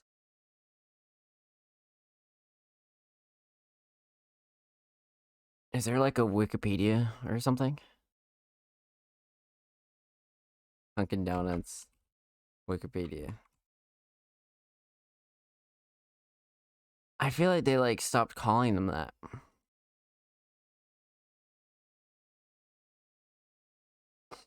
When were 1972? Cause I remember that, cause like my mom fucking came home one time and she was like, yeah, I got donuts, and then like I looked on the box and it said donut holes, and I was like, holy shit. And she was like, yeah, they don't call them Munchkins anymore. It was like a while ago. What is a Munchkin at Dunkin' Donuts? Why are Munchkins called Munchkins? To market the petite new product, the donut chain named the round holes Munchkins after the people in the famous movie The Wizard of Oz. According to Eat This, Not That, when the mini donut holes were first released, the company intended to advertise a smaller size to appeal little kids. So, I guess that kind of makes sense. You only heard that shit recently? Well, I guess that kind of makes sense because you're from Sacramento. I guess that kind of makes sense. Yeah, because, like, obviously, growing up in the East Coast, that was definitely a staple for us. You know what I mean? That was definitely a staple. Like, oh yeah, get some Munchkins. That was definitely like a norm. But I remember they like stopped calling them that for some reason. So I think that's like not a thing anywhere else.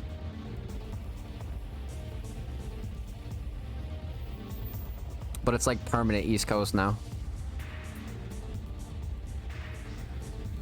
Like, they could literally just stop calling them Munchkins, and people are still gonna call them Munchkins. We need answers, facts.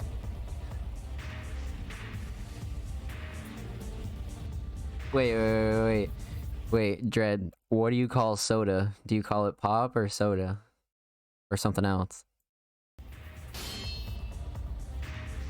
Some Mandela effect type shit, facts. Or wait, is pop some like Midwest shit? People in like Indiana and Illinois. I need a can of pop.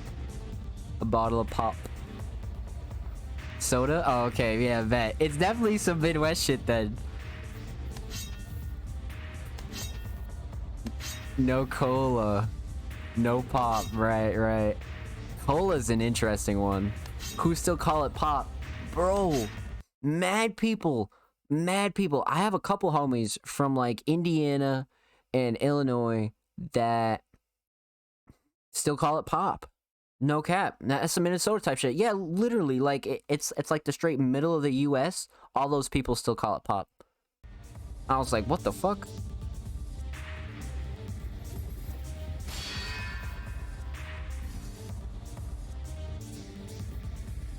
Dude, Offspring, by the way, you got some fucking balls, cause like you're just so comfortable on camera that you're just fucking filming this in front of an intersection as busy as this, bro. You're the fucking man. That's awesome, bro. Like that's just you. It doesn't get any better than this.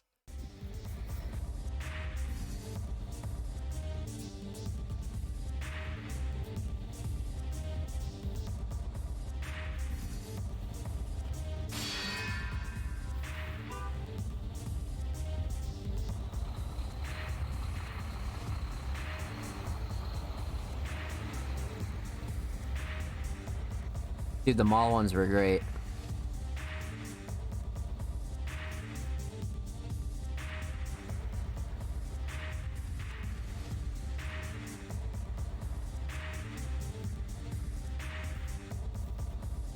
Oh yeah, in the Rasengan video, didn't you?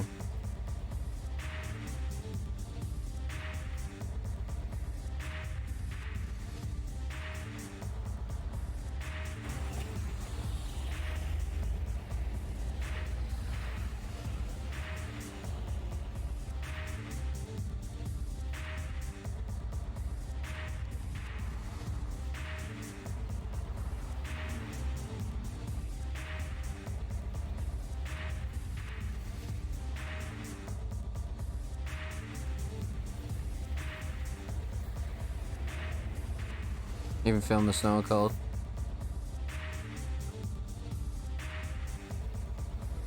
This shit's brutal on the East. Really brutal. Or can be.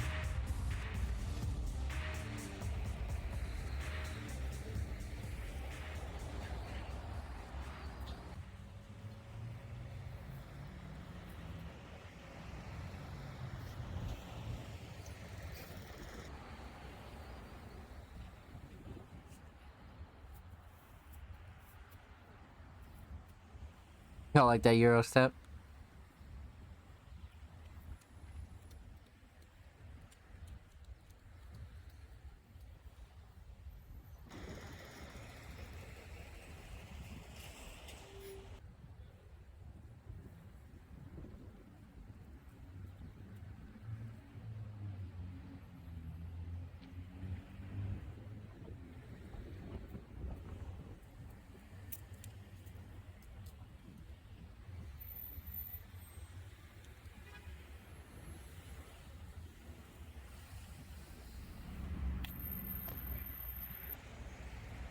He's dead.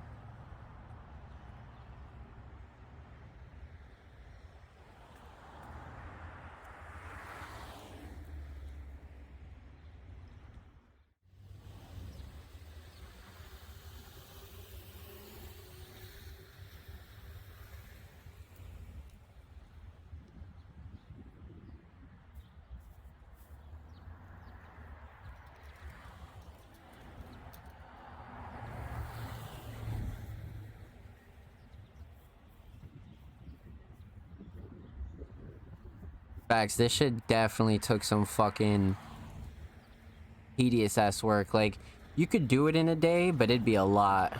It'd be a lot.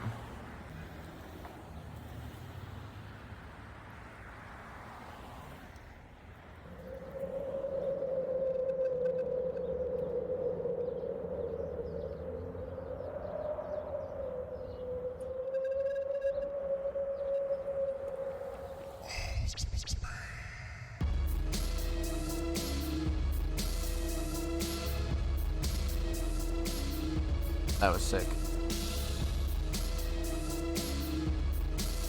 Wow. Mars 6, baby.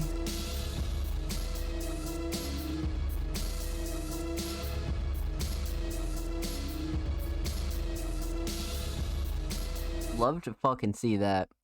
That was great. Surprise, surprise, that's a really great way to promo, bro. I'm not gonna lie. That's a really, really great fucking way to promo.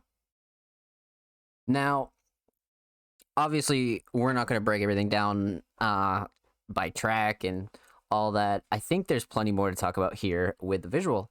I think the great thing about this kind of shit, and I said it last week a little bit with Offspring's tracks, where I just feel like Offspring is really like one of the only people, like you said, out here really doing shit like this.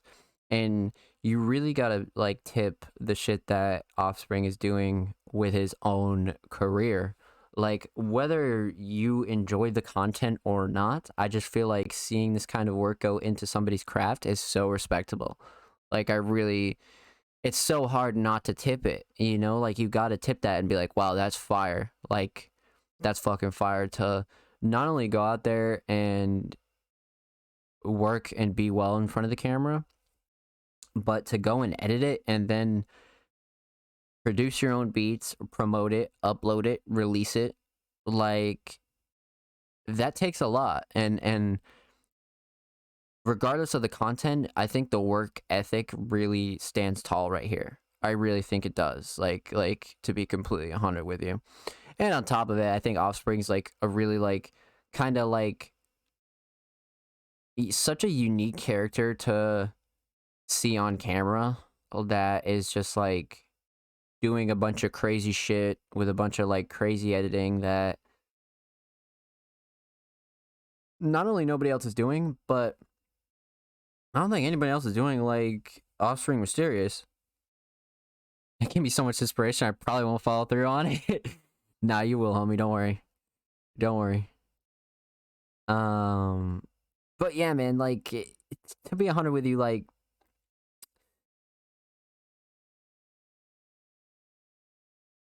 it takes a lot to be able to do that shit. And at the same time, it's like what separates you from everybody else. You know what I mean? Like, you really can't compare Offspring to a lot of artists. Even as a producer, as a vocalist, as anything, as a filmmaker. Like, this gives me very, like, college edited vibes. Like, and, like, there was, like, this surge of, like, college films and, like, short films and a bunch of shit that was around content and YouTube and music, but I feel like a lot of that's died down, and Offspring kind of like brings it back for me here with this sort of like fully acted out edited visual for his own music in a company with everything else he does. I think that's really fucking sick. Like, so like I said, regardless of whether you're like a consumer of the content or you genuinely enjoy the content, I think the biggest thing you can get from this though is the ethic and the drive to be able to put out new shit and like promote your music in a way where like you're like basically making short films for like EPs and like putting like just a bunch of shit together like this. I think that's fucking amazing. The genre of my videos is called silent art. Yeah, like that's pretty much the vibe I get from it, like silent films, except like in this underground, independent, sort of like custom made way, you know? I really like it a lot. And plus, not to mention the production of things, it's just, it's like comedy, but it's cool at the same time because it's like, it's all solo done, you know what I mean? Like, all that solo shit's totally respectable. But the fact that it was all to tie in for a promo for March, that just sealed the deal for me. Like, I think what's great is giving your content purpose. Like, this gives Offspring's content purpose now. You know what I mean? Like, this isn't just some random short film that he did because he felt like it. He used it as a way to promote his art. That's such a big fucking deal. You know what I mean? Like, that's such a big deal. So, I think that's a really, really good thing. And something to definitely take away from this. So, don't ever think that you're branching out too far in your content. Whether you're doing stuff like Offspring is, or streaming, or, you know, doing things that you're not normally doing, quote unquote, you know, taking away from the grind. If you add it into the grind, it becomes the grind. And this is exactly what I mean by that. Like, to be able to promo a new track, a new project, whatever at the end of said content. So there's always a meaning behind a lot of this shit. It's not just random gas that I'm giving people. It's really a reason why I respect a lot of this, and it's smart. You know, it's fucking smart at the end of the day. So either way, Offspring, keep doing what you're doing, homie. I love checking out the visuals. I love checking out the music. Always a pleasure. Always a pleasure. Thank you for the submission, homie. Hidden Onslaught, new music, Offspring Mysterious, coming in March. Make sure you follow them. Twitter, Instagram, Spotify, YouTube, you name it. Go follow them. Show them some love. 2 more tracks to finish out the night. We've been going for a very long time. Not too longer than usual, though. But yeah, every artist featured in today's episode will be linked in the description of the YouTube re-upload. Thank you, guys. You're very welcome, Offspring. Thank you. Our pleasure. Thank you for submitting, homie. And this is definitely going to be a treat. I believe Bloodcat linked us a private SoundCloud link for their release dropping February 18th, which is in 4 days. You got Bloodcat Options featuring Busby 999. Bloodcat is really one of the artists that I not only have my eyes on, but really just hits the mark for me for an artist with an all-time unique level. I think Bloodcat is just something special. Almost like a science experiment. And it's just like, damn, artists like this only come around the underground like every once in a while, and usually they like fade out or do some fucking, whack shit or fall off or whatever, but I don't think that's happening to Bloodcat at all. So regardless, let's get into it. Bloodcat Options featuring Busby 999. It's not a Music Monday without going over the hour and a half mark. Facts, man. We don't do no hour and a half fucking episodes no more around here, baby. I'm pretty sure the podcast will just be permanently like 2.5 hours. So I'm cool with that. For sure. This will be a treat. Bloodcat Options featuring Busby 999. Music Monday's exclusive premiere dropping February 18th. That's in 4 days from when you're watching this or hearing this. If you're watching on YouTube, it's probably already out. So let's get into it. Options, Bloodcat, Busby. Let's get it.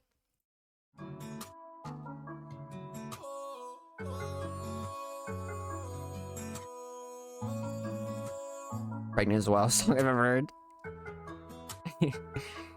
Dread's comedy.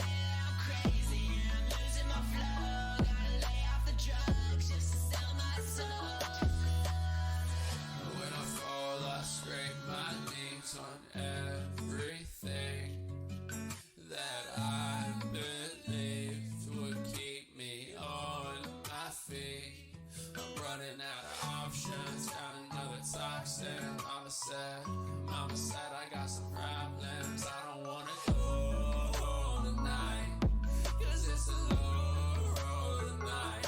I'm running out of options, got another toxic. Mama said I got some problems. I don't wanna go tonight. Mama said I make mistakes. She ain't said I'm running out of options, got another toxic. Mama said I got some problems. I don't wanna go tonight, 'cause it's a long road tonight. It's a long road tonight. It's a long road tonight. It's a long road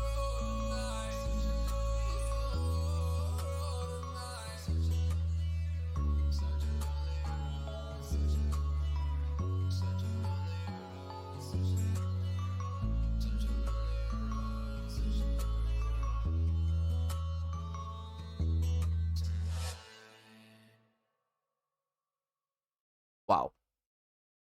Fire. I absolutely agree. Yo, is the AT30? Facts. This motherfucker Bloodcat, bro.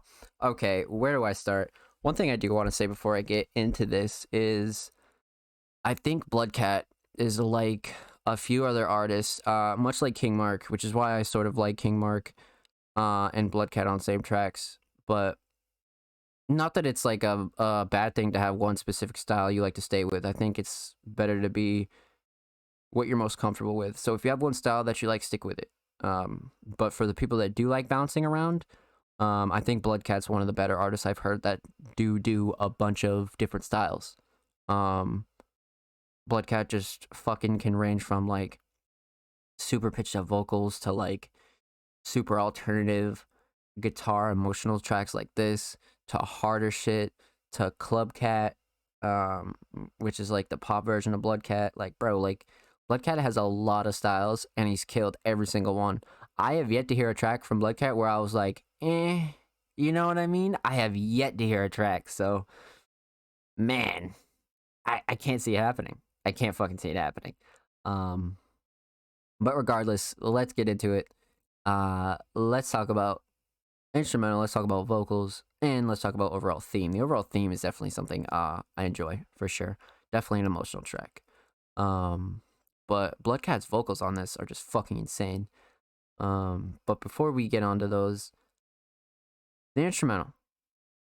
The instrumental here is definitely something that I like producing, I like listening to, and I enjoy, so I might be a bit biased here. But if you're not into these kind of sounds, then, you know, it's totally understandable. You're just like, you know, not a fan of guitars or whatever. Or even just like alternative trap tracks. But this is definitely one that I am. I'm a big fan of the sound, and I'm a big fan of the acoustic here. The acoustic guitar is very, it's nice, you know what I mean? And you got to add some like really hard drums behind it, and you get a track like this where it just sounds fucking fire. Like, and I'm not talking like, you know, your typical quote unquote like whatever the fuck everybody thinks this is. You know, people call it like emo rap and shit. Definitely not. Cause like, side tangent, even the people that like get boxed in as like emo rappers don't even claim like emo rap. So it's just like, dude, stop fucking calling it that. Just because you hear a guitar or some shit like that, and they're like, oh, there it is. It was just like, dude, shut the fuck up, bro. But I'm big on this. Big on this style. I'd like to hear a lot more from a Bloodcat like this, but Bloodcat bounces around so much, I would never want to bog down his potential. You know what I mean? Because any one of these songs is just ready to pop. Bonus points for the cover, by the way. Cover's fucking creepy, but also like really dope. I like that he switched it to his profile picture as well. Definitely just something extremely unique and extremely, that's some shit you could like close your eyes and see. So I fuck with it a lot. Bloodcat's always had a unique taste for covers, I will say that. That's for sure. But instrumental choice here, biased or not, 10 out of 10. Producer absolutely fucking snapped on this. They did a wonderful job.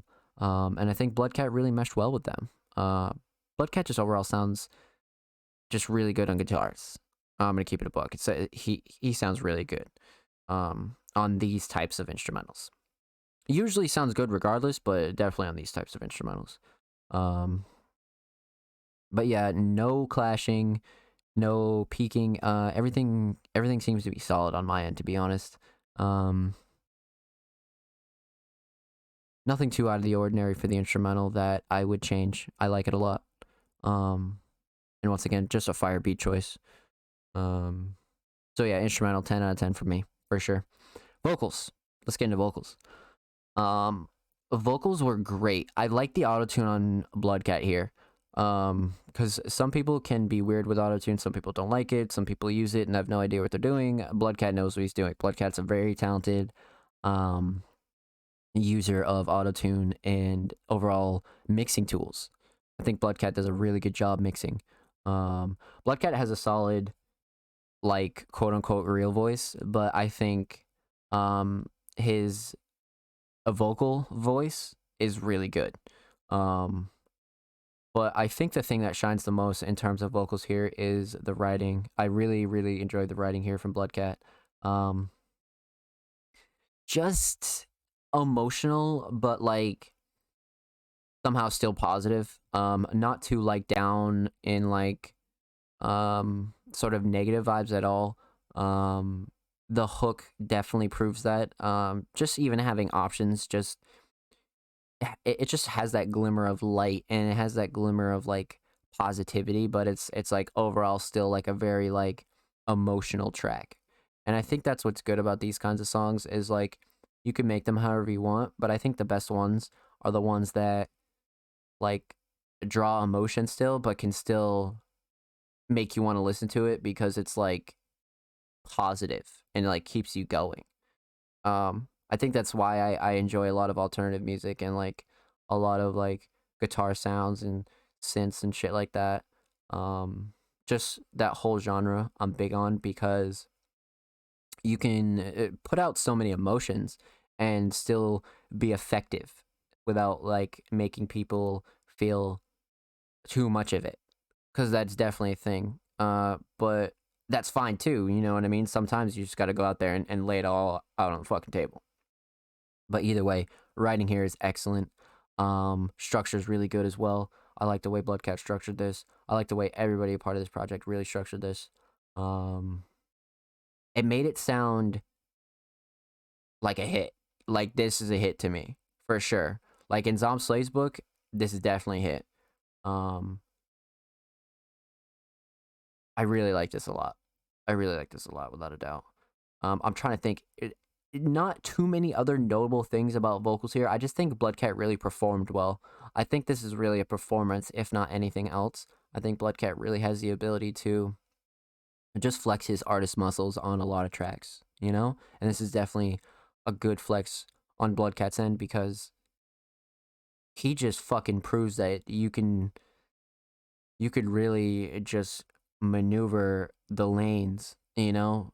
Oh, I'm over here. Oh, nope, I'm over here now. Nope, I'm doing this now. So his supporters are never going to be hungry for different types of content. And that's one of the greatest things you can do as an artist is establish the fact that you're versatile. So if you ever want to branch out one day and you actually have a support base and they're like, yo, we want the old, you know, Bloodcat or Zom Slays back, and you're just like, nah, I'm on the new shit. Like, that's the kind of reason why it's pretty good to at least branch out a little bit. Like, I'm not saying like you got to be like the rest of these guys and like be super versatile. I would say just try new shit, like sort of like No Name Dread, where like the first track that I heard from No Name was completely different than the track that I heard today, and like the vocal range was crazy, but it was still the No Name Dread sound. You know what I mean? So I definitely think it's good to do a lot of that shit, for sure, for sure. But either way, beats absolutely 10 out of 10 for me. Vocals were great, structure's great. Flows and cadence are really, really good. Bloodcat's definitely never had an issue there whatsoever, especially on different types of beats, ranging from all types of difficulty. Never had a problem with flows and cadence. Overall theme. Really about options, but definitely deeper than that. I'm sure Bloodcat will have lyrics in the description of this private link and in the description of the release when it drops on the 18th. But definitely just an overall emotional track. We can go back and like sort of play it like a little bit at the end here.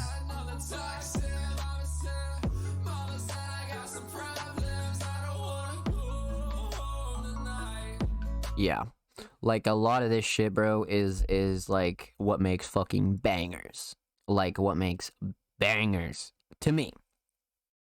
Cause it just has this modern alternative beat style with Bloodcat just fucking spitting, like just absolutely spitting. Like this writing is some of my favorite from Bloodcat. I like sort of like I said, I am biased because I do enjoy the more emotional tracks, but at the same time, I like everything. I grew up on everything, but I think Bloodcat really shines with this alternative style, for sure. Options is definitely, it's just one of those tracks that Bloodcat really doesn't make too often. I feel like Bloodcat has like really good writing, but to hear this laid out like this, I fuck with it a lot. Definitely would catch some shit like this on my playlist. That's what I can say for sure. But yeah, overall theme I really like. Emotional theme, heavy theme, running out of options theme. Definitely a real treat for anybody looking for an emotional, hard-hitting song. But also doesn't want to be fucking in tears in 2 minutes. You know what I mean? Like, this is still a hard track, don't get me wrong. It's emotional, but it's hard. One of those pick-me-up kind of tracks. But definitely can vibe you out for sure, and we'll have you chilling in the mental. But that's what it's for, and I really think music really is for whatever you want it to be. So if you're laying out some feelings, do that. If you're making some hard shit, do that, you know? You don't really have to dig too deep for Bloodcat's meaning and a lot of like his lyrics and a lot of the stuff. It's very raw and real, and that's what I like about Bloodcat. Cause like you mix raw and real with some versatility, and you have somebody like Bloodcat who's extremely talented. So, with that said, dropping February 18th, Bloodcat, Options, Busby 999. Everybody, fucking tune into this shit. Be on the lookout. Everybody go follow Bloodcat. Make sure you follow him on all social media. Twitter, Instagram, SoundCloud, Spotify. You guys know the drill. And of course, every artist featured in today's episode and every episode will be linked in the description of the YouTube re-upload. Shout out fucking Bloodcat, man. Always a fucking treat. Always a fucking treat. I'm really excited to see that one really get a full release and just I kind of want to see the reception on that. I'm really excited. Really happy for Bloodcat too. Good stuff, man. Good fucking stuff. Why is part of a trilogy that sets off the journey of a confident young lady experiencing emotional and psychological abuse from her significant other. DS Made It. DS Made It, as I mentioned, is a first-time submitting artist. Doesn't follow the page. So, probably found Music Mondays through a mutual or a search bar or something like that. But definitely not an artist I have came across before. Like I said, first time submitting artist.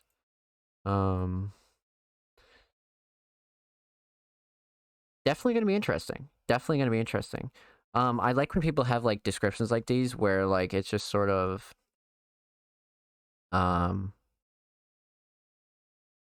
they sort of tell, you know, a little bit of background information about the track.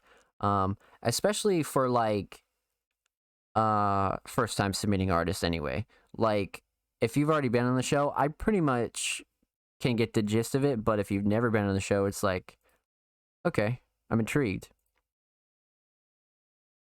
So DS Made It.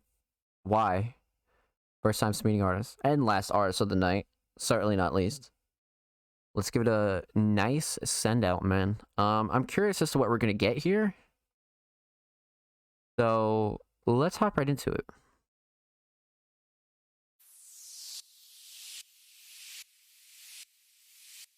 You don't tell me that I'm beautiful anymore. You say it's 'cause I don't wear them tight things on a regular.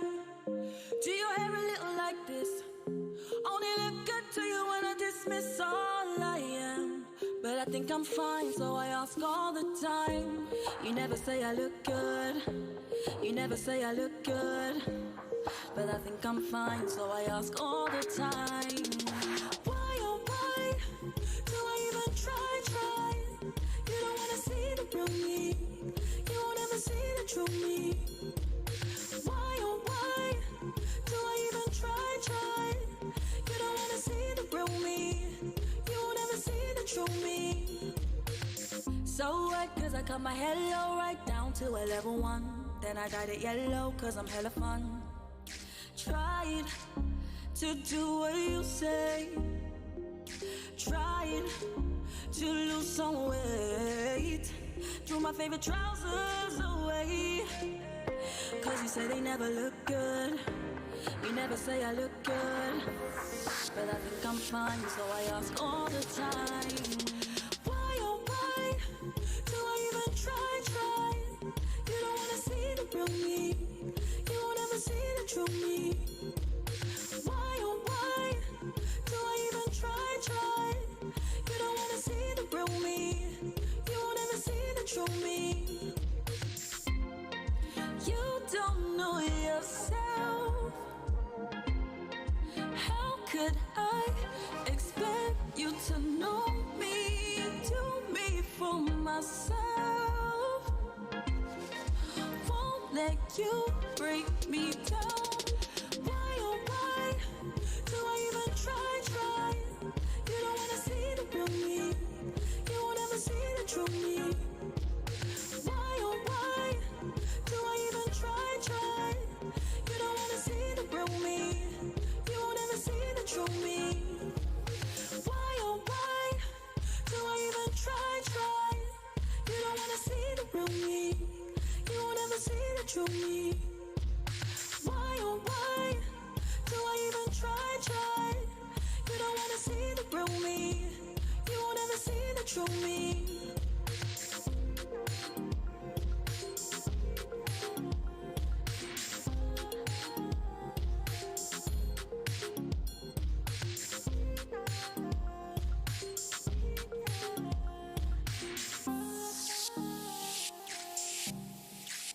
DS made it. Oh yeah.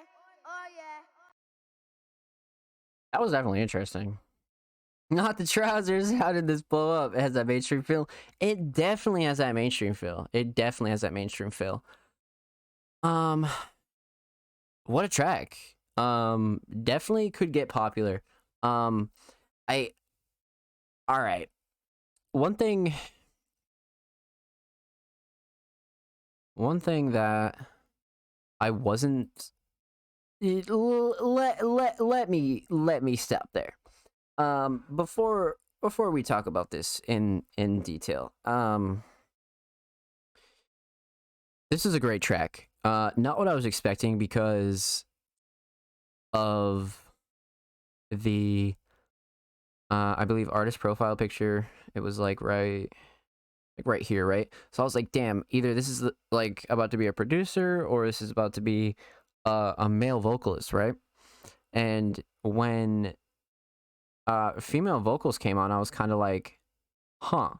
And then I read the bio. He's a pretty accomplished producer, decently big in London, has a lot of credits, right? But one thing I noticed right off the bat was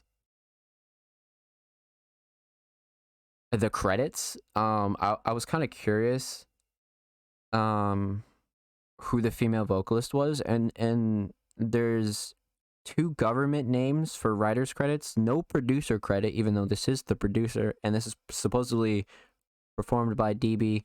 DS made it. So wait, is DB the...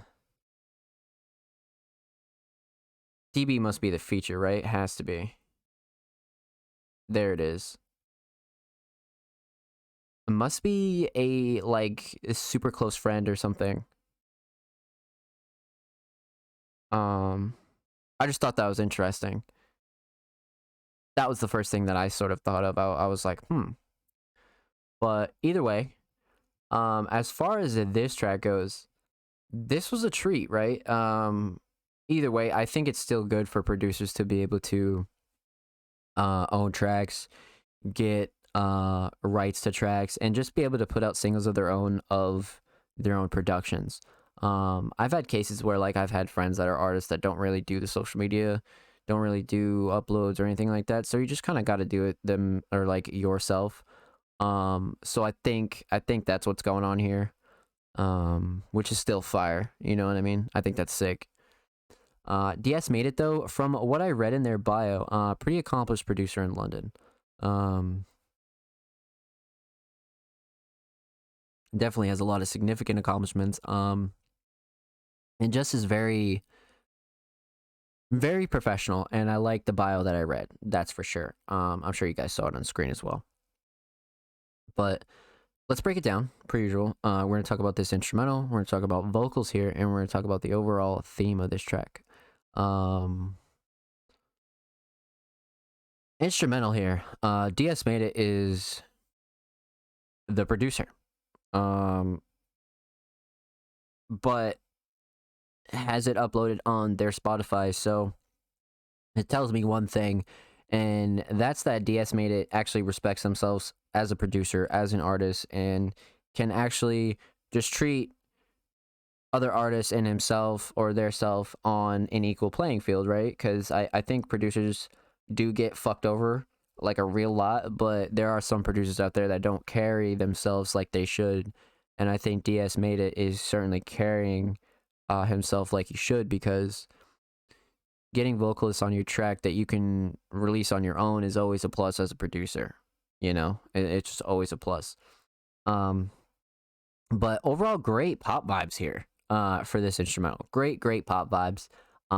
Nothing too overbearing or too bouncy, too much. No. This is a great mainstream feel. I completely agree with Offspring. This is a great mainstream feel. And it starts off with the instrumental. The instrumental is a real treat for these vocals, for sure. It's got a happy brightness feel to it. Some of the synths are good. I like the drums. Not generic, just overall very chill. Very chill pop vibes. You could almost even lean into like alternative pop vibes. But overall, really good vibes. I like it a lot. So great production here. Great beat choice by the vocalist as well. Definitely solid. Vocals themselves, I'm not sure if DS Made It mix these as well. I'm gonna assume yes. If he's throwing tracks up and crediting artists and shit like that, yeah, I'm gonna assume this was mixed by DS as well. But what a treat. This vocalist has so much fucking talent. That was really the first thing I thought of was like, this is like the song where like you go to turn on your car and then the radio's like blasting. This is like one of those songs that you'd just be hearing all the time because it would just take the fuck off. It's got a great hook that can have you bounce and fucking like, it's got like a good club vibe, but at the same time, if you dive into the lyrics a little deeper though, it's definitely got like obviously more of a sadder meaning, as you could tell from the description of their tweet. Why is part of a trilogy. It sets off a journey of a confident young lady experiencing emotional and psychological abuse from her significant other. So Why is definitely the first part in, I guess, a 3-part series of 3 pretty emotional tracks, emotionally written, that is. So lyrics here are much like we've been talking about tonight. Pretty big, like, happy instrumental vibe, and then like when you dive into the lyrics and the more emotions of it, it gets very like depressing. Yeah, like depressing, or I like to just say emotional, because I guess some of it's like not depressing per se.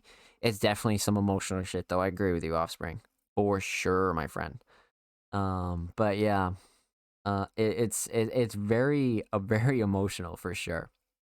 But either way, lyrics are well written. I did notice there was 2 writers credits on here. So sometimes tracks really just kind of have to come together like that, and I don't think that's a bad thing at all. I think writing and collabing with your friends or your mutual peers is always a good thing. I really do think collab projects like that, even if it's just writing or just a beat or the whole fucking thing, I think that's great. I think that's real great, and more people need to do collab writing projects, because a lot of big songs were collaboratively written, like, you know. So it only makes fucking sense, dude. But if you just like writing your own shit, that's fine, because there's plenty of bajillion artists who can write everything on their own, fine. But I'm just saying, don't be afraid to branch out and go collab with somebody on a song, you know what I mean? And, you know, help them write their verse, or they say, nah, you should go like this. Like, that's how you become a better artist, you know what I mean?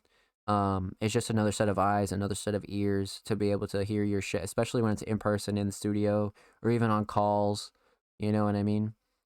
So I definitely encourage that. I definitely encourage like collaborative shit, especially writing. So yeah, man, instrumental is really great. DS did a really good job. The vocalist did an excellent job. The lyrics are really well written.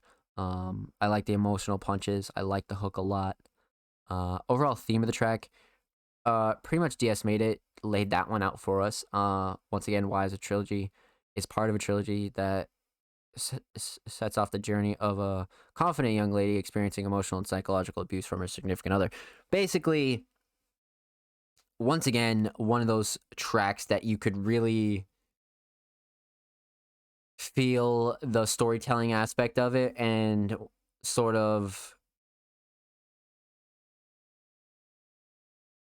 you get where it's going. You know what I mean? Like, you're like, oh, okay, like, I understand, like, the message here. And, like, I don't think there's, like, this overall, like, super big meaning, like, right off the rip. I do think that it will take a couple of listens if you're going in, not, like, never hearing this to be like, damn, this is, like, a really sad song, but it's got, like, this great emotional look through vibe and just looking ahead, and I fuck with that a lot. I think that's one of the most powerful things music can do is have those, like, look past all the bullshit vibes and still be able to be effective with your emotions and still get it all out. You know what I mean? Because, you know, we're all human. Not all emotions are fucking great. You know what I mean? And it's never healthy to be super positive all the time. Like, it's impossible to be super positive all the time. Like, you got to feel that shit. So if you're going like through fucking anything, bro, like, you have to lay that out on a track or lay that out on a beat or lay it out wherever the fuck you got to put it. And then get back to bringing yourself back up. You know what I mean? Like, I think that's perfectly acceptable. And to just do it all the time, like, who the fuck cares? Like, if you got to get your negative out to, like, get to the positive, I think that's such a good thing. Like, and music's just, like, one of those really positive outlets for that. Like, it really is. So, it's pretty important. Pretty important. So, overall theme, I'm a big fan of, for sure. I'm a big fan of this theme.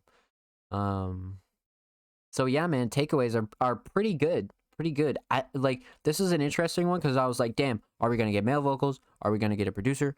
And then I heard the female vocals and then no female credit, and I was like, oh my god, what's going on? You know what I mean? But DS, I think you're doing everything well, man. This is an excellent listen. Everybody go stream Y. Go show DB some love. Follow him on Twitter, Instagram, Spotify. You guys know the drill. Per usual, every artist featured in today's episode and every episode will be linked in the description of the YouTube re-upload. Let's fucking get it, chat. That was a great ass night of submissions, man. We really popped the fuck off. Genuinely popped the fuck off. That was good, man. That was fucking good. Let's just chill. Let's just chill. Man, shout out every single artist who came through, chilled for the fucking stream. I'm gonna be streaming after this regardless, but everybody who came through to Music Mondays, anybody who supports the page, submits music, chills in the stream, thank you, man. I appreciate it. You guys are the shit, honestly. And you guys are why I do this. Because, nobody else gives a fuck about the underground. No, I'm just kidding. But a lot of these motherfuckers just don't have the right direction, and I love this shit anyways. You know what I mean? So, I'd rather be the good direction rather than not. But, yeah, man. Per usual, if you guys would like to submit for next week's show, episode 57, you can follow us on Twitter at All Music Mondays, as you can see on your screen. We accept submissions Tuesday through Monday, so tomorrow's Tuesday, submissions open tomorrow.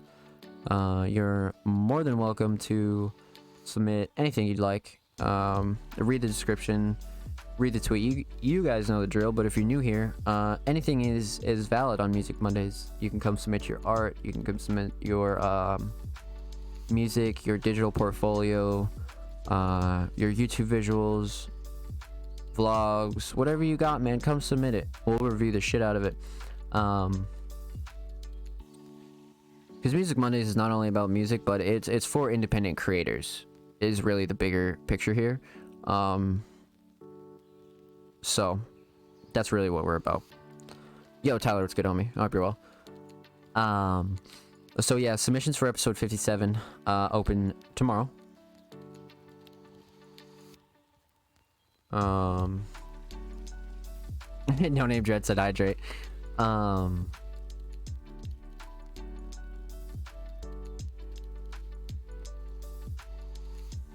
Yeah. Submissions open tomorrow, episode 57. Sorry, I just blanked the fuck out. SoundCloud Sunday. Submissions open Wednesday, so if you're interested in getting on SoundCloud Sunday Volume 18, make sure you follow us on Twitter as well, at All Music Mondays.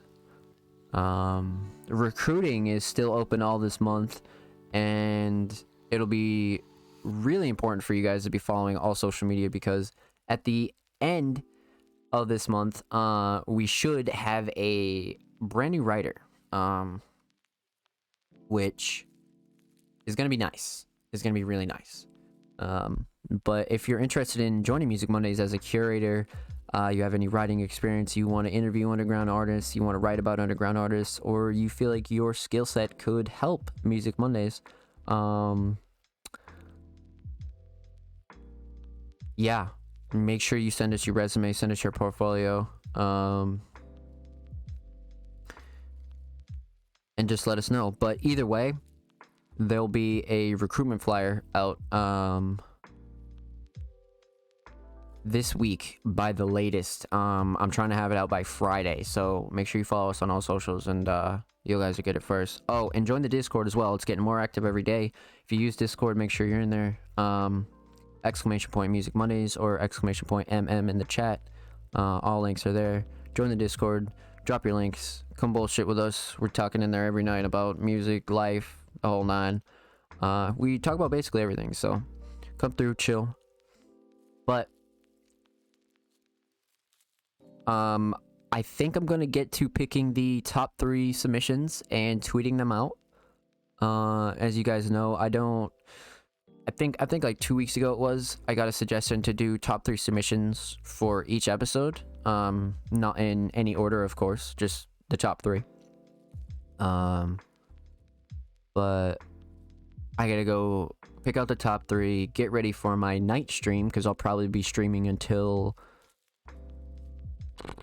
like 4 a.m. here. So I gotta go get ready for my regular stream. I'm gonna be speedrunning shit. But before I do that, I'll actually upload this on YouTube, because it is a decently big upload, so I do want to just take care of it now. And then I gotta work on the recruitment flyer. I have a bunch of music collabs I have to take care of as well.